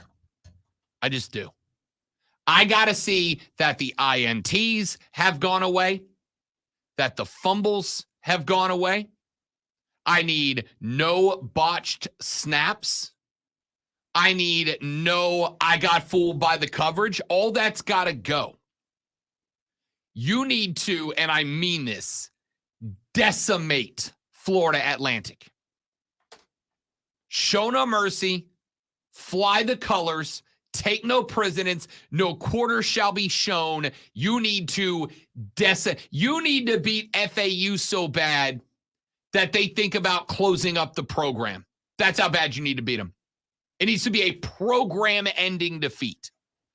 Because if it is not, you're going to have a Florida State team down there licking their chops, all right? Licking their chops. This needs to be a demo job of the Tigers. Because I need to see that, A, Cade Klubnik can put together two halves of football and not make mistakes that he himself describes as the worst play I've ever made as a quarterback. And B, I need you to execute the stuff you think is going to beat Florida State next week. I know you don't want to show it to them, but if you don't know that you can execute it, you better not break it out. Because the margin of error against FSU next week is razor thin, right? There's a lot of people. Let me tell you how the spot that I think they're in right now. FSU beat LSU in the single most watched game of week one. They averaged, Alonzo, 9.5 million viewers across the broadcast. It spiked at like 10.7. That's an insane number for a week one nighttime game that kicked off at what? 9:30 Eastern time, whatever it was. It's ridiculous TV numbers. And FSU went out there in a game that was crafted to be the most engaging and entertaining game of week one. FSU walked the dog on LSU to the point that there are people, not me, but there are people who went ahead and wrote off LSU because of how bad they lost that game. I am telling you, I do not think, first off, I'm not writing off LSU. I've got them in my playoff four. They are still in my playoff four because I do think you're going to have one, at least maybe two, one-loss teams in the playoffs. I think every team will have to win 12. So I think the SEC is getting 2. I think LSU and Georgia are going. But I'm not writing off LSU. I think LSU is about to hit another gear. I think LSU is going to scare some people by the end of the year. I think they will go into Alabama and beat them like Texas did, maybe more devastatingly so. And I think they will beat Georgia in the SEC championship game this year, and that will buy them a playoff ticket. I think FSU is that good. I think that's the corner that they have turned. I think they have more skill position. I mean this. I think FSU has more skill position talent across its starting 11 than anybody else in America. This is not a new take. I told you that 3 weeks before the season started. So the margin for error that Clemson has next Saturday against Florida State is razor thin, almost non-existent. And if that is the case, I want to know for a fact that the stuff that you are holding back for that game, that you can execute it. And you can tell me all day, Rob, they practice it. They do it in practice, and they nail it in practice, y'all. Ask any football coach anywhere, hey, does nailing it in practice mean that you can nail it on game day? Nope. You cannot, no matter how hard you try, you can throw the dopest jamboree scrimmage exhibition of all time, but if it's your team versus your team, you cannot replicate game speed. Last week, Burns at Greer. Burns walked it off 49-13. In the fourth quarter of that game, Lonzo, I was calling plays with numbers because the players Burns was playing did not have players represented on the depth chart, on the roster they gave us. Why?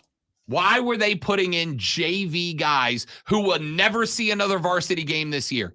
Because you cannot replicate game experience. The only way to get game experience is in a game. So Reggie Shaw trotted out his JV guys to give them game experience so that they'd have it, because you can't get it anywhere else. By the way, back in the day when Burns was on their run where they won, I think it's 10 championships or something like that, that was a regular thing. Yeah. Yeah, because game experience matters. So if you are going to break out the old trickeration, if you're going to break out the old razzle-dazzle, you better work on it this week and make sure you can execute it. Because I honestly think if Clemson is -1 or worse in the turnover department against FSU, they will lose that game. Guarantee. If they are -1 or worse, they are losing that game. I think they lose if it is a even turnover differential. I think the only way Clemson is going to win that game against FSU is they will have to be +1 or better in the turnover differential department. You have to turn Knoll points into Tiger points. That's the only way to win that game, in my opinion. So if you're going to make sure that you are at the worst even in the turnover differential against Florida State, you better make sure this week you have got it all down to a T. Because I'll say this, I am not ready to say that the Clemson Tigers are out entirely of the playoff picture. They're not. They're not. They could still very much run the table, win the Atlantic Coast Conference over, by the way, what would then be probably around a top 12 Florida State team at the end of the year. Beat that team twice, once when they're ranked number 3 and once when they're ranked, let's say, 12-13. That's 2 ranked wins. With your only loss being to a Duke team who, by the way, is a top 25 team now, right? And then you get a little help. Michigan beats Ohio State. Ohio State beats Michigan. And then one of those teams loses in the Big Ten championship game. Michigan, Ohio State, and Penn State all beat each other round robin, and the winner of that division loses in the Big Ten championship game and has 2 losses. There's a lot of help out there right now for Clemson to run the table, win the ACC, and still get in. But you cannot drop another ball, metaphorically speaking. You also can't drop another ball literally. If you are turning the ball over twice to Charleston Southern, You're going to have a FSU secondary licking their chops, man. You're going to have FSU linebackers licking their chops because they are thriving on turnovers right now. So clean it up. This FAU game has a lot of pressure on it. A lot of pressure on it. It's got to be clean. It's got to be near perfect. If you can't be near perfect against FAU, if there are multiple mistakes against FAU, I wish you the best of luck next Saturday. Because that defense in Florida State right now is playing very good. And if you make a mistake and give Jordan Travis the ball back, ask LSU. Ask a team that was ranked much higher than Clemson to start this year in LSU. Now, granted, that was almost a home game for Florida State. Almost. It was like 65% FSU fans in Orlando. The other Tigers travel very well. But ask LSU how that went. Making a couple of mistakes and giving FSU a couple extra chances. They paid for it. Texter said, you act like FSU has already won. No, I don't. I'll tell you what I do act like. I do act like if that line gets set today, FSU minus 10.5. If that line is set today. We will get that line probably Sunday. I'm sure there are probably a book or two that already have them out. But I'm saying right now, and I've been pretty good at setting lines this year. I've been within 1.5, 2 points in either direction all year long. If that line gets set today, FSU minus 10.5. You are a dog, maybe double-digit dog. What I'm saying is, if you want that line to go from minus 10.5 down to minus 6.5 and change that line, you better be perfect against FAU. I'm not saying FSU's already won. I'm saying right now today, Lonzo, yes or no, and I'm asking you to take off the hat and just put on the analyst hat, is Florida State a better team than Clemson right now, based on what we've seen through 2 weeks? Based on what we've seen, absolutely. Yeah. Yeah. That's it. That's it. Based on what we've seen, FSU is not just a better team, but to me, a 2-score better team right now. So get it tight, get it right against FAU. No mistakes, no turnovers, no, that was the worst play I've ever made as a quarterback's. Or else next Saturday at Death Valley, Mike Norvell will come in, tear the ACC championship banner down, and carry it back to Tallahassee, Florida. And there will be some questions to ask at that point. Texter said, so we just going to leave out the Pac-12? No, not leaving them out. Yes, I left out the Pac-12 of my playoff 4. Yes, I did. And I'll tell you why. Because I think the Pac-12 is better than people gave it credit for. USC is eventually going to run into an offense that is able to shoot out with them. All right? USC's defense is not good. The fact that Stanford couldn't crack the code says more about Stanford than USC, in my opinion. Okay? It just does.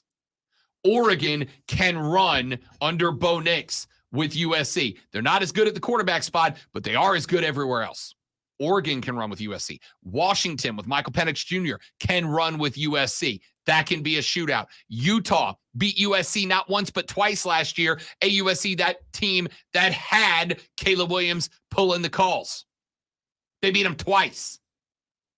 I think there is a few losses that are going to end up bumping the Pac-12 champ out.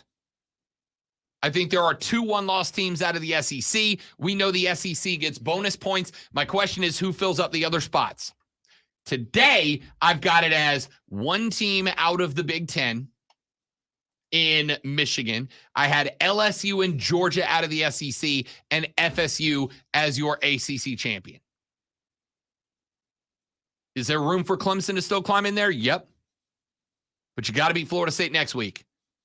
And if you want to beat Florida State next week, you better be close to perfect this week. Texter said FSU wins 49-3. Let's not go bananas. Not there yet. Take a break. We're back after this. Your thoughts are welcome on the Rob Brown Show. This is the Fan Upstate. All right, guys. One more live read, and then we're right back. Don't go anywhere.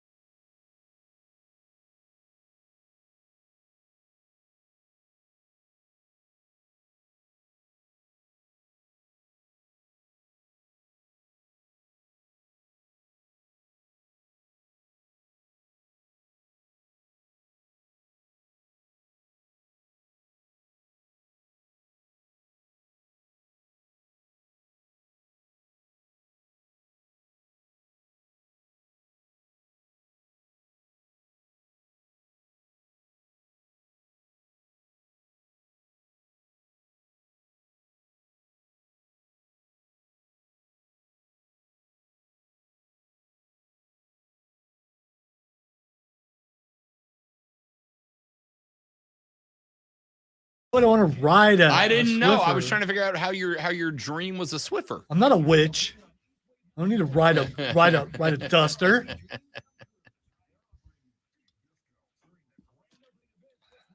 Let's face it, even if you were paying attention to me for the very first time completely, you still would have thought I said that. I thought you said ride, and I was like, Alonzo's dream is to be a Halloween decoration? Speaking of which, you should go to Lowe's and check out their Halloween decorations. They've got like 12-foot tall. It's just There's a house on Haywood that has like a 14-foot tall skeleton, and I was like, that's awesome, and I want it. So last year, our neighbors across the street had a bunch of Halloween inflatables, and Courtney all year, she's like, I hate them, I hate them, I hate them. I'm going to go out there and pop them. I hate them, I hate them, I hate them. And then about 2 weeks ago, she calls me, and she goes, hey, I'm at Target, and they have a 6-foot tall Jack Skellington and Zero inflatable. I think I'm going to buy it. And I was like, please do. So now I've got her on the bandwagon, and she told me we can get more, but they all have to be Nightmare Before Christmas themed. And I said, I accept, because that's a great movie. The Rob Brown Show continues, ladies and gentlemen. Be a part of the radio broadcast by texting thecarpros.com text line at 71307. Start your text with FAN, FAM. We'll read them on the air. A couple of stories we have not got a chance to get to yet. And I'll start with this. I brought up earlier in the week, I brought up the train, the cockaboose that has replaced Cocky coming out of the cage in the South Carolina pregame festivities, in which I said, I'm not a fan. I'm not a fan. Sorry. I'm not a fan. I don't like it. I thought the cage was cool. I thought the cage was different. I thought it was unique. I thought it was better. All right. I just did. And I said that on Monday's show. all right. So listen, Dabo, you gotta you can't stay back with how everything used to be. Sometimes you got to move on to the new thing. That's what you got to do. Here's the thing. If it impacts the football team playing, I agree entirely. But traditions are for the fans, right? So I thought I had a hot take. It's getting hot in here. So hot. By saying that the cockaboose was not my bag, all right? But then the Gamecocks posted on their Instagram page a picture of Cocky coming out of the cockaboose. Nope. With the caption, are Nope. you not entertained? Right? Because we've all seen Gladiator, and it's a great movie. I don't know, man. That's a pretty old movie. There's some people out there who haven't seen it. Probably don't know what a typewriter is either. So, some of the comments tell me that my thought was that it is not a hot take. It's getting hot in here. So hot. That instead, the Gamecock fans aren't on board either. On Instagram, Gamecocks59, love Cocky, but bring back the magic box. Gamecock Christie said, bring back the magic box. Ty Williamson 01 said, actually, I wasn't. Please bring back the magic box, please. At Wicked Guardy said, quote, I certainly wasn't expecting it, but now that I've seen it, yeah, I'm a fan of the 01 black box entrance. Zipped lips emoji. At AE Perry Theory, bring back the magic box. At T Varnador 41, embarrassed is more like it. Please don't do this again. No emoji, train emoji. At A Blaine 127 said, a little too childlike for that atmosphere. Need it to be a cooler ride. At Jeb Bush 02. I didn't know Jeb was a Gamecock. Thought he'd have been more of a Sunshine State guy. Not really busy lately, I don't think. That's true. So, yeah, you know. Please clap. At Jeb Bush 02 said, didn't like it. Reminded me of when Spurrier tried to change the fight song. Wait, he tried what? What is that story? Yeah, I don't recall. I don't recall that story at all. Dalton Chestnut said, no, we weren't. Bring back the box. Ben Smith _40 said, nah, that bleep was bleep. Stop. Let's see. You think they had the same complaints when they decided to use 2001, or when they decided to use Sandstorm, when they decided to do anything? No, man, no, never fly. I mean, maybe, dude, but like, those are cool. If I'd have been there the first time they hit Sandstorm and we're like, hey, we're going to make this a thing, I'd have been like, all right, I can get back. It's like Virginia Tech rolling out Enter Sandman. You're like, all right, it's a little cliche, but like and now it's one of the coolest things in football. Yeah, I still don't understand how that applies to that team. I don't either. Yeah, but because here's the thing. Dude, I like Metallica. Do you like Metallica? Yeah, let's do that. Everything works if you do it with enthusiasm, but not just the person doing it. The people it involves, the people who are impacted by it have to be enthusiastic about it. I don't know. I've heard some enthusiastic radio shows that didn't make them good. Again, I'm not saying enthusiasm makes you good. I'm saying that enthusiasm will help convince other people that it's good, but they have to be enthusiastic about it too, right? Here's the reality. Let's use the Enter Sandman example. You know what other sportsing team has used Enter Sandman? All of them. Every sportsing team has at some point or another. Everybody's done it, but why did it become a thing that it is now Virginia Tech song? That is Virginia Tech song now in college. Because Lars was okay with it. Because if he wasn't, they would not be using it. He'd be like, we need $1 per ticket, dude, for using our song, bro. That's not how Lars talks, but you get it. Works for me. I thought you sounded just like him. Dude. Here's the thing. Enter Sandman works for Virginia Tech because when they started doing it, all of their fans went 1,000%, and it got so damn hype that people started going, wait a minute, look at that. Look at what they're doing. That is kind of badass. And it went from mild acceptance to now when I hear Enter Sandman, I can now see Blacksburg, Virginia, and 80,000 jumping in the stadium with each other. Jump Around at Wisconsin. Another song that every sports team ever has used at one point or another. But now when I hear that, what do I think of? I think Wisconsin and the fourth quarters here. Why? Because their fans adopted it with such enthusiasm that it just became their thing now. What was that word you just said?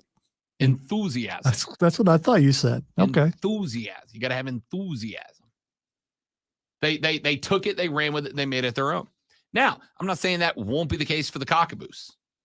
I'm saying it ain't the Sooner Schooner, man. Right? It's just not. The Black Box was cool. And you had every time. I've been there twice. I've been there for 2 games. I went to Florida 2 years ago, and I went to Clemson 2 years ago, right? And both of those games, now granted, because maybe it was different. I don't think it was, but maybe it was different because it was an SEC East rival, and then it was obviously Clemson. So no matter what you did, Cocky could have walked out there and just held his arms out, and I feel like that place would have lost its mind. But the fans just went all in, dude. They just went all in on it. The fans very clearly did not go on. That's a great point. Little Brother popped up in the stream. Yeah, it is a great point. All right. They do suck. Now, got him. Little Brother just popped in the stream. He was dropped on his head as a child and is a Florida fan. All right. And he points out that after Tom Petty passed away, Tom Petty, infamously known as the only good thing to come out of Gainesville, Florida. Tom Petty, who was dead for like 25 years before he actually died. Maybe. Dude, that's a lich. Had to be. Tom Petty passed away, and the Florida Gators decided to honor him one night by playing Won't Back Down in front of the fourth quarter. And here's the thing. Tom Petty's Won't Back Down is a remarkably good song. It is one of my favorite songs of all time. But it is not a football jam, man. Right?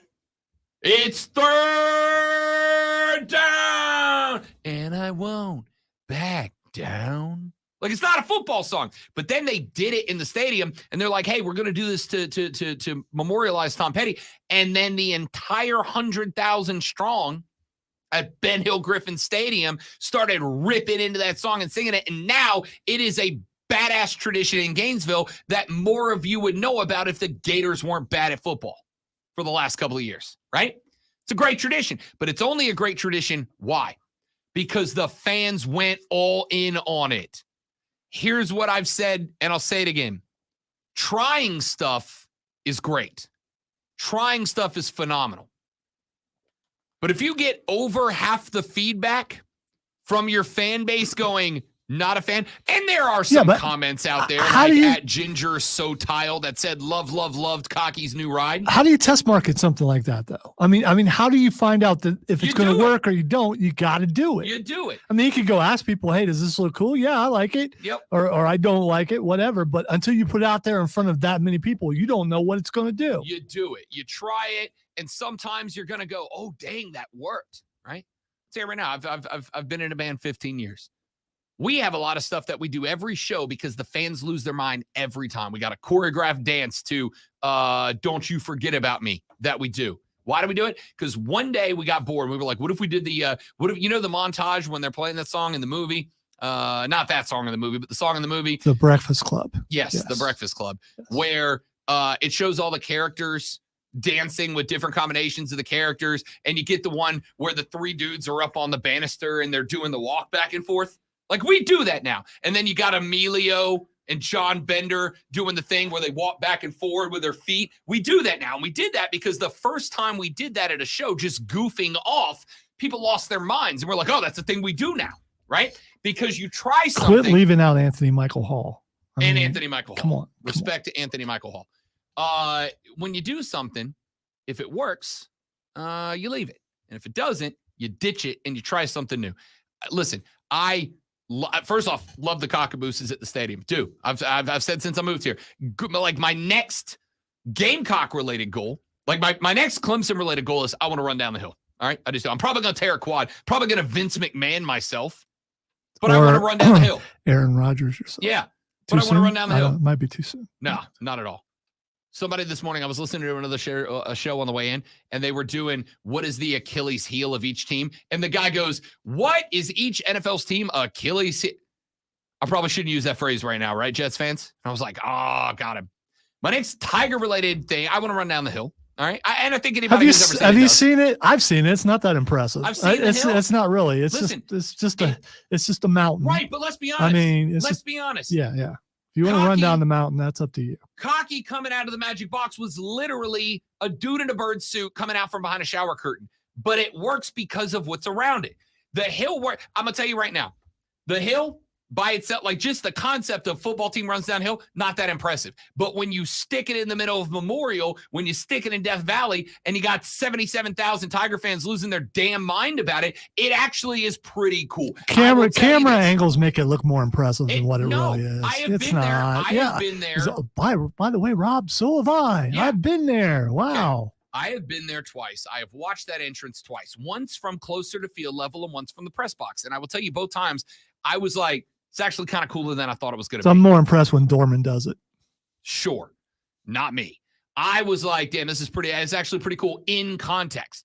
Cocky coming out from behind a shower curtain is not that cool. If you're walking down Greenville and some guy is standing in the middle of the road and then a shower curtain comes down, there's a bird, you're like, all right, that's weird. Why are you saying if? In the context of that environment, it's awesome. The cockaboose in context is awesome. My goal is to tailgate in a cockaboose. If any of y'all know Darius, give him a call. Tell him Rob Brown. He knows me. Tell him Rob Brown wants to jump in the cockaboose and tailgate for a game. Well, if he knows you, why do they have to call? He didn't give me his number. We're not that close. It's like a loose acquaintanceship or whatever you call it. I want to tailgate in a cockaboose. It's cool. I get it. But I don't think you have the money for that because no, I definitely don't, or else I would have already done it. Yeah, my understanding is it costs a little bit to get in there. So I got to know somebody who knows somebody. Point is, you tried it. It didn't work. What do you want? All right. Was that 6 minutes on Cocky's entrance? You're damn right it was. Because tomorrow, ladies and gentlemen, tomorrow is Thursday. And if you follow this show, you know that tomorrow... Oh my, Lonzo pulled the glass with 2 minutes left in the segment. The Carolina Panthers have placed Brady Christensen on injured reserve. Ruh-roh, Raggy. That's not great. That is according to the Carolina Panthers account themselves. So That's not good. I did not know that he got banged up last game. Or that banged up, I should say. Let's see here. According to the Carolina Panthers, left guard Brady Christensen will miss at least the next 4 weeks after he was placed on injured reserve today. He played every snap of the opener, but suffered a biceps injury late in the opener at Atlanta. Rookie Chandler Zavala started at right guard, who, by the way, played really well. Zavala was really maybe the best offensive lineman in that game. Started at right guard last week, but spent most of his college career on the left at NC State. So likely they will move him over. They do have options: Caden Mays, Calvin Throckmorton, Nash Jensen. I saw Throckmorton. He played in New Orleans for us. Not bad. And, of course, still waiting for Austin Corbett to come back. And when Corbett comes back, that's going to be a massive deal. We also now know that the Panthers placed cornerback Stanley Thomas Oliver on the practice squad, injured reserve with a hamstring issue. Practice squad running back Spencer Brown was there as well. All right, so that's the news we got. That's not great. And it's not great considering one of the few places that played well for the Saints last week was the defensive line. They were up in Ryan Tannehill's grill all day. So not the best news, not the news you wanted. Take a break. We'll come back. We'll wrap up the show. My name is Rob Brown. That guy over there, that's the great one, Lonzo. Ladies and gentlemen, you're listening to The Rob Brown Show. You're listening to The Fan Upstate.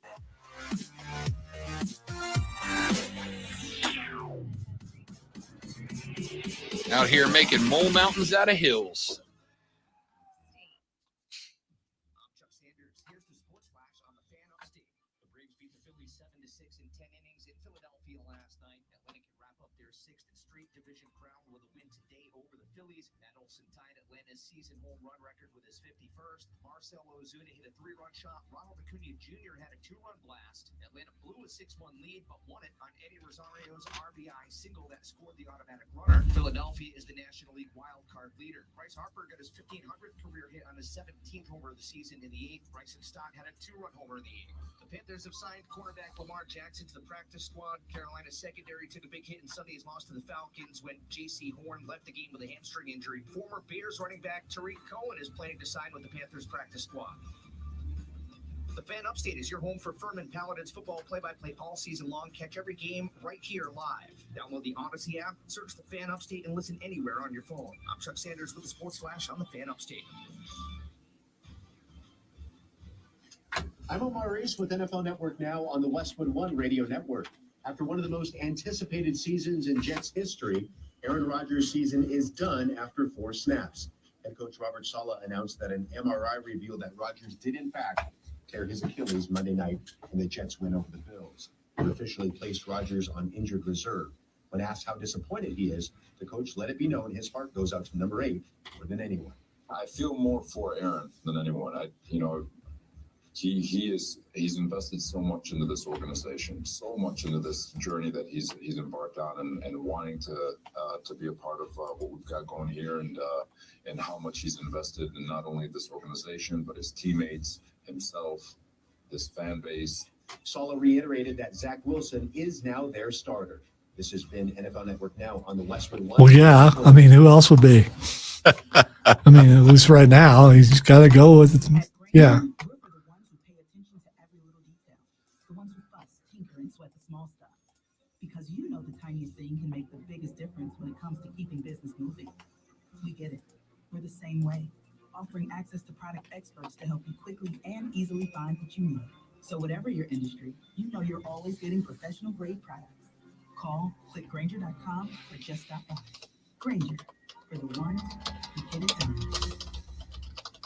A lot of schools talk about training the cybersecurity workforce of the future, but do they really deliver? My Computer Career has been supplying the IT workforce with thousands of skilled certified pros for 15 years. Train with the experts in support, networking, or cybersecurity and start your career in months, not years. Upskill even faster.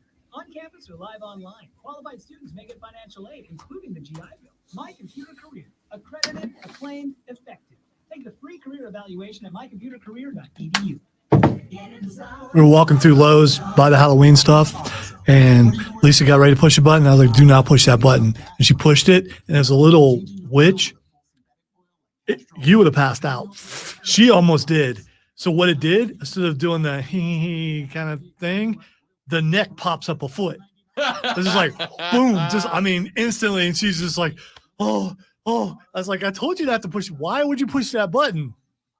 So at Party City, I saw this the other day. Party City, they have a thing that you can hook up to your doorbell or something. I don't know how it triggers, or maybe it's probably a pressure plate under your welcome mat or whatever.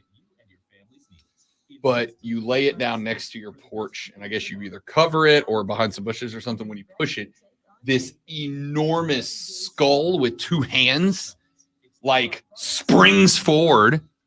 And I don't know if it's like inflated or if it's like a plastic frame so it can lay flat or whatever, but it jumps out and it screams at you.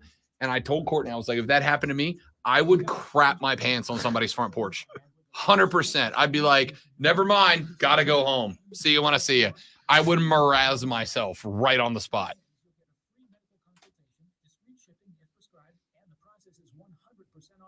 To start your free online visit, go to hims.com/joy.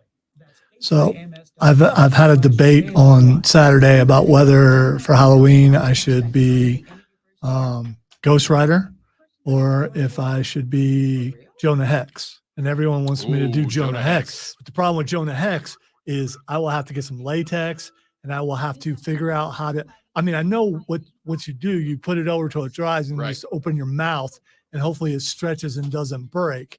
But I mean, I'm looking at it, it's like, well, that's going to be hard. And can I talk with that halfway on my mouth? But I already got the rest of the get up. It helps my hat investment.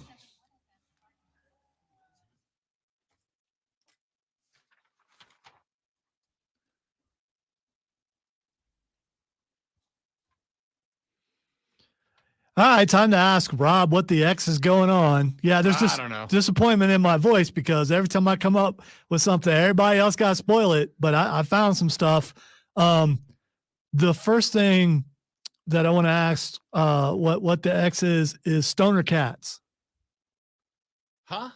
Exactly. This is what you get when you take stoner cats. All right. It is trending, by the way. I am going to go. When you see stoner cats is trending, you got to look it up to see what stoner cats is. I mean, the game for me is to either figure it out or make it up and guess. I am going to go with somewhere in some other country, somebody dropped a bag of weed, a bunch of feral cats got into it, and now there is a town where there's a bunch of stoner cats all sitting around, not getting jobs and stealing Funyuns from the local 7-Eleven. You know, Funyuns is pretty close to what it is. Actually, the SEC has charged stoner cats for unregistered NFTs. And the funny part about stoner cats is it's owned by Ashton Kutcher and Mila Kunis. They are not having a good week. They are having a real bad week. If you did not hear that other story, since we're low on trending topics, Ashton and Mila. I was going to say, I have more, but that's fine. Ashton and Mila. So Danny Masterson, who played in that 70s show, he played, gosh. I've only watched a couple episodes, but I know who he is. I used to love that show. He's in jail. I know that. Yeah, he's in jail because he raped some people. And Ashton and Mila wrote a letter to the judge asking for leniency for him because it would just be a shame if his daughter had to grow up without him. And didn't think, well, maybe the whole he probably shouldn't rape some people thing didn't click in their brains. So they, and rightfully so, are getting raked across the coals for it. And now whatever the hell stoner cats is, it has to... So it's unregistered NFTs. We all know about NFTs. We all are invested in NFTs because we're on the cutting edge of technology. If you bought into NFTs and are still into NFTs, I worry about you. All right. If you got in... You probably believe them aliens in Mexico are real. Hyde. That was his name. Good call. Thanks, James. Hyde. Great character. Turns out the actor was a terrible person. I think he was also in Galaxy Quest.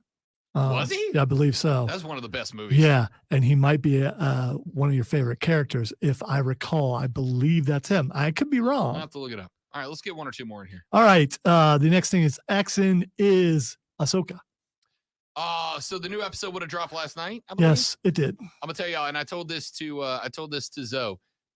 This is the first show, Marvel, DC, Star Wars, whatever. Except for last night. No, go ahead. Well, Finish because it with- came out while I was doing other stuff. Okay, I all will right. be watching it today, mainly Okay. because we're going to see some Star Wars music tonight. A metal band that plays Star Wars too. This is it's gonna be great. This is an episode you do not want to miss. Yeah, so I have been told that Ahsoka is, and I mean this, the first show in a while that I'm watching it when they drop, and it has been good. The bad guy's a great bad guy. The mega boss is a great mega boss. Rosario has done an excellent job of capturing Ahsoka from the animated series where she kind of got her growth, and then portraying an older, more grizzled version of that character. And then the last episode ended with an Anakin voice. Let's go. I can't wait. Can't wait. Ladies and gentlemen, that's going to do it for the show. I hope that you all had a lovely experience for the last 3 hours. And if you did, come back because we're going to do it all over again tomorrow, but better. Have a lovely rest of your Wednesday. On tomorrow's show, we go hard in the paint because we got games to break down. We got Rashad Beard at 9:30 to talk Carolina ball. We got Emily Adams from the Greenville News at 10:20 to talk Gamecock ball. And, of course, it's Thursday, and you know what that means. Time for Fight Club with a great one to talk a little professional wrestling, MMA, and boxing. All of that on tomorrow's edition of The Rob Brown Show. Don't drink and drop. I'll punch you in the face. Have a lovely rest of your day. We'll see you back here tomorrow. Thanks for listening. This is the Fan Upstate. Later. Yeah. So I was wrong. I was thinking Star Trek. He was in Star Trek. Aha. He was a Romulan, I believe. Aha. Can't believe you didn't read my hot dog text about Beamer. Oh, I didn't see it. Oh, there it is. The trend will begin until they're discovering hot dogs before the game or until Shane complains that they're leaving tracks on the field. That's my actual concern, is that they're gonna trot it out there on a rainy day and jack up the field, and old Shane-O is gonna be ticked. Somebody said, ironic Virginia Tech uses Enter Sandman since their football team puts me to sleep. Got him. All right, dudes and dudettes, that's it for us because I got to work fast today. I appreciate you guys. Thanks for coming by. If you enjoy the stream, and obviously you do because you're here, do us a favor, tell your friends about it. Share it on social media. We want other people to grow. We want to, yesterday's spike, we want to be our daily number. All right? We just do. So anyway, see you. Bye. Later.